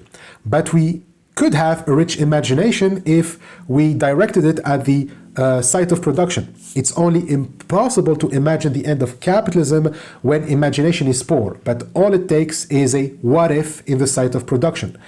These what ifs are the seeds that we saw in the sphere of labor, and clearly they eventually bear fruit. Detroit is a strong case for that. So for all reformers who wish to see changes in the site of consumption, well, all they need is to sow the seeds of change in the site of production, and you will see. So the Detroit example shows us again in concrete terms the relation between labor and social relations. Like humans relate to nature through labor, it is also through labor that we relate to one another. If we create bonds because we need one another, then labor, which is what allows to satisfy our needs, is what also mediates between us. We form relations and bonds through labor, we help each other through labor, and therefore Saito says something deeply important. The site of production is the site of community formation.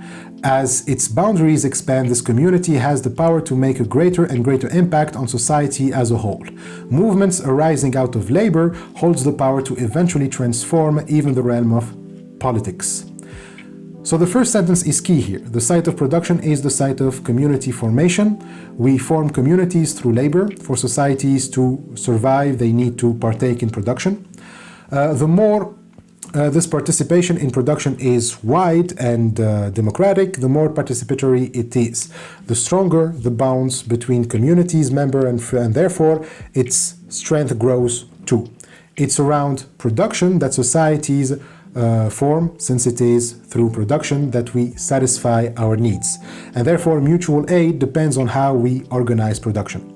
If you just want to focus on politics, on the sphere of circulation, then you don't have society because there is no point in forming bonds. Production already occurs. Now people just wait to get what is in their interest, and this is redistribution of the wealth produced. Redistribution is always self-centered. When I go to the supermarket to buy food, I don't know anything about the person who produces it. I have no relation to him whatsoever. All the things that we possess, well, that satisfy our needs, they don't make us form bonds because I don't know who made this computer. I don't know who made the shelves in my library. I don't know who grew the vegetables that I cook.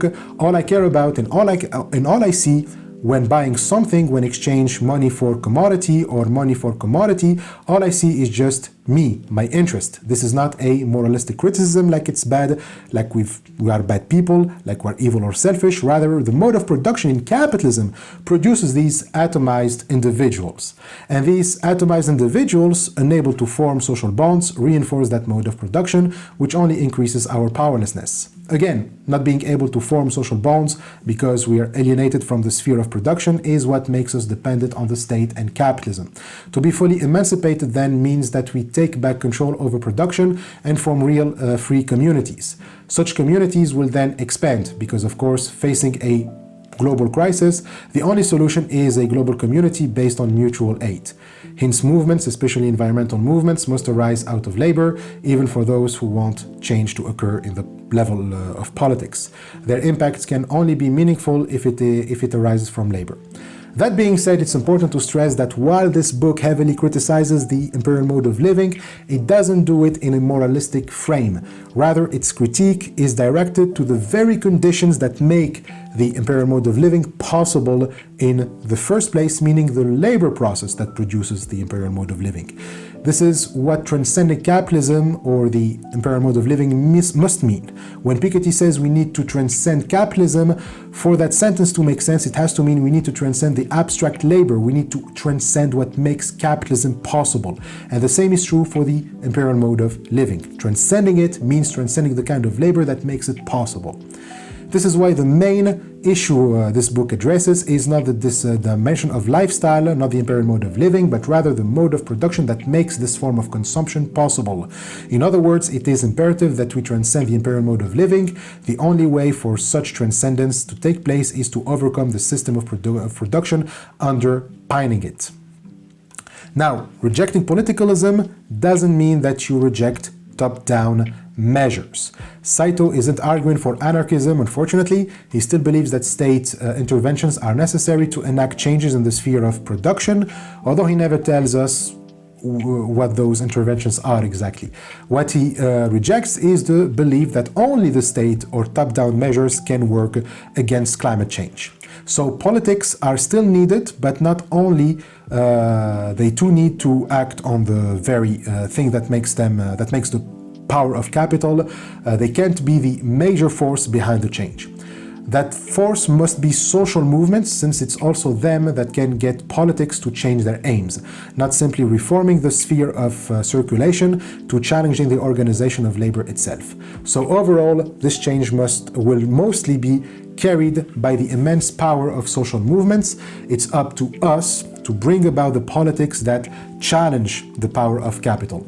So here, Saito quotes Spanish sociologist Manuel Castells, saying, "Without social movements, no challenge will emerge from civil society able to shake the institutions of the state through which norms are enforced, values preached, and property preserved." So that quote is from Castells' book, The City and the Grassroots, from 1984, which is a very thick book, about 400 pages long. And the pages are written in a very small character, but it is very an interesting read. Although I lie if I say that I didn't get bored or that I finished it. Anyways, so Saito also quotes the next passage from the book in note 153 to highlight that while it is true that much emphasis is put on the social movements, it doesn't mean discarding politics altogether. Political parties are still needed, and what Saito rejects, and he insists on this in the note because some have misunderstood his position as looking down on politics itself. What he rejects is politicalism, not politics. His point isn't that political parties don't function and so we discard them completely, but that without social movements, political parties cannot function. So we need them both. It's obvious that without social movements, without the challenge from civil society, climate change will not be challenged, but as Castells says, without political parties and without an open political system, the new values, demands, and desires generated by social movements not only fade, but do not light up in the production of social reform and institutional change. So these passages, which are two sentences that follow one another, are from chapter 28, and yeah, their point is clear, but I can also add the previous few sentences because it really encapsulates what Saito is trying to convey. Castells writes that social movements are the source of social innovation, political parties or coalition are the instruments of social bargaining. So you need both. And Castells even says that for a social movement to work, it needs to be at the same time a party, because that's what makes a revolutionary party, when the social movement and the party are one and the same. Then he adds, either the revolution happens or the party is only revolutionary in its ideology. So it doesn't mean that in practice things will necessarily change, but that's necessary. What's necessary is that if you don't have both elements, the revolution won't happen. And in short, Castells says there is no hierarchy between the two kinds of actors in social change. But that being said, it is very unlikely that solutions to climate change will come on their own from politics. So we can't sit and wait for such politics capable of combating, the crisis of the Anthropocene to arrive at. We need to force them to arrive, and there's no time to waste. We will stop here for today. Next week we will finish this chapter with the pillars of degrowth communism, and always